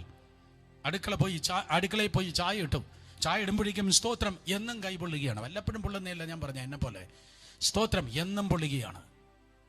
വർഷത്തിലൊന്നോ 2 വർഷത്തിലൊന്നോ ഒരു ദിവസമോ പൊള്ളുന്നതല്ല, എന്നും പൊള്ളല്. എന്നും സ്തോത്രം ഫ്രിഡ്ജ് പിടിച്ച് അടയ്ക്കുമ്പോൾ അയ്യോ അറിയാതെ വിരലകത്തായിപ്പോയി. കാടടയ്ക്കുമ്പോൾ സ്തോത്രം അകത്തായിപ്പോയി. നടക്കുമ്പോൾ കാല് പെട്ടെന്ന് ട്വിസ്റ്റായിപ്പോയി. അപകടങ്ങൾ ഉണ്ടാക്കുകയാണ്. ശരീരത്തിന് സ്തോത്രം ഛേദങ്ങൾ വരികയാണ്. ശരീരത്തിന് വേദനകൾ വരുന്ന കാര്യാദികൾ വരുന്നു. ശാപമാണ്. ഇന്ന് രാത്രി യേശുവിന്റെ നാമത്തിൽ വിടുതലാകട്ടെ. സ്തോത്രം. ഹ്രസ്വായുസിന്റെ അനുഭവമാണ് വീട്ടിലുള്ളത്. ദീർഘായുസ് കാണുന്നില്ല. പൂർവികരുടെ ചരിത്രം തന്നെ നോക്കുമ്പോൾ ഹ്രസ്വായുസിൽ വെച്ചാണ് സ്തോത്രം പലരും ഈ ലോകത്ത് മാറ്റപ്പെടുന്നത്. ശാപങ്ങളായിരിക്കാം. അവസാനമായി ഞാൻ നിർത്തട്ടെ. അപ്രതീക്ഷിതമായി കടന്നു വരുന്ന നഷ്ടങ്ങൾ. റാഞ്ചൻ പക്ഷമെന്ന റാഞ്ചി കൊണ്ടുപോകുന്നത് പോലെ നന്മകൾ നഷ്ടപ്പെട്ടു പോകുന്നതായ അപ്രതീക്ഷിതമായ നഷ്ടങ്ങൾ. എന്നാൽ സ്തോത്രം ഇന്ന് രാത്രി ശാപത്തെ ഹൈലൈറ്റ് ചെയ്യാനാണ് ഞാൻ ഇരിക്കുന്നത്. ഒരിക്കലും അല്ല. ശാപമല്ല വലുത്, സാത്താനല്ല വലുത്, ബന്ധനമല്ല വലുത്. ഇതിനൊക്കെ പരിഹാരം വരുത്തിയ കർത്താവ് യേശുവാണ് വലിയവൻ. 2000 വർഷങ്ങൾക്ക് മുമ്പ് യേശു കർത്താവ് നിങ്ങളുടെ സകല ശാപങ്ങളെ കാൽവരി ക്രൂശിന്മേൽ ഏറ്റെടുത്തു. യേശു കർത്താവ് നിങ്ങളുടെ സകല ശാപങ്ങളെ കർത്താവ് യേശു ക്രിസ്തു കാൽവരി ക്രൂശിന്മേൽ ഏറ്റെടുത്തു. കാരണം അതുകൊണ്ടാണ് യോഹന്നാൻ സുവിശേഷം 19-ാം അധ്യായം 1-ാം വാക്യം പറയുന്നു, യേശു അവൻ തലയിൽ സ്വന്തം ശിരസിൽ അവനൊരു മുൾക്കിരീടം ചുമന്നു. ആ മുൾക്കിരീടം ചുമന്ന യേശു സ്വന്തം തോളിൽ തലചായ്ച്ച് വിളിച്ചു പറഞ്ഞു, പിതാവേ, തൃക്കരങ്ങളിൽ എൻ്റെ ആത്മാവിനെ ഞാൻ ഭരമേൽപ്പിക്കുന്നു. യേശു കർത്താവ് സ്വന്തം തോളിൽ തല ചായ്ച്ച് അവൻ ആത്മാവിനെ ഏൽപ്പിച്ചു. യേശുവിൻ്റെ തല കുനിഞ്ഞു. മുൾക്കിരീടം ചൂടിയ യേശുവിൻ്റെ തല കുനിഞ്ഞു. സുവിശേഷം. മുൾക്കിരീടം ചൂടിയ യേശുവിൻ്റെ തല കുനിഞ്ഞു എങ്കിൽ ശാപം ഏറ്റെടുത്ത യേശുവിൻ്റെ തല ചരിയപ്പെട്ട സ്ഥാനത്ത് അബ്രഹാമിന്റെ അനുഗ്രഹം ചുമക്കുന്ന നിന്റെ തല ചുറ്റുമുള്ള ശത്രുക്കളുടെ മുൻപിൽ ഉയരുവാൻ വേണ്ടി പോകുന്നു. 27-ാം സങ്കീർത്തനം അങ്ങനെ തന്നെ പറയുന്നു. സ്തോത്രം. ഇപ്പോൾ ചുറ്റുമുള്ള ശത്രുക്കളുടെ മുൻപിൽ 27:6 ഇപ്പോൾ ചുറ്റുമുള്ള ശത്രുക്കളുടെ മുൻപിൽ എൻ്റെ തല ഉയരും. ഇപ്പോൾ ചുറ്റുമുള്ള ശത്രുക്കളുടെ മേൽ എൻ്റെ തല ഉയരും. വായു തുറന്ന് പറഞ്ഞാട്ടെ, ഇപ്പോൾ ചുറ്റുമുള്ള, നീ തീർന്നു പോയി, അവൻ തീർന്നു, അവൾ തീർന്നു എന്ന് വെല്ലുവിളിക്കുന്നതായ ശബ്ദങ്ങളുടെ ഉടമകളുടെ നടുവിൽ, ചുറ്റുമുള്ള വ്യക്തികളുടെ നടുവിൽ, ചുറ്റുമുള്ള ശത്രുക്കളുടെ മുൻപിൽ നിന്റെ തല ഉയരുവാൻ വേണ്ടി പോകുന്നു. അതുകൊണ്ട് സ്തോത്രം. അതേ, ദൈവകൃപയാൽ പിടിച്ചു നിന്നാട്ടെ. ഉപരോധങ്ങളെ നമുക്ക് ദൈവത്തിന്റെ കൃപയാൽ തരണം ചെയ്യാം.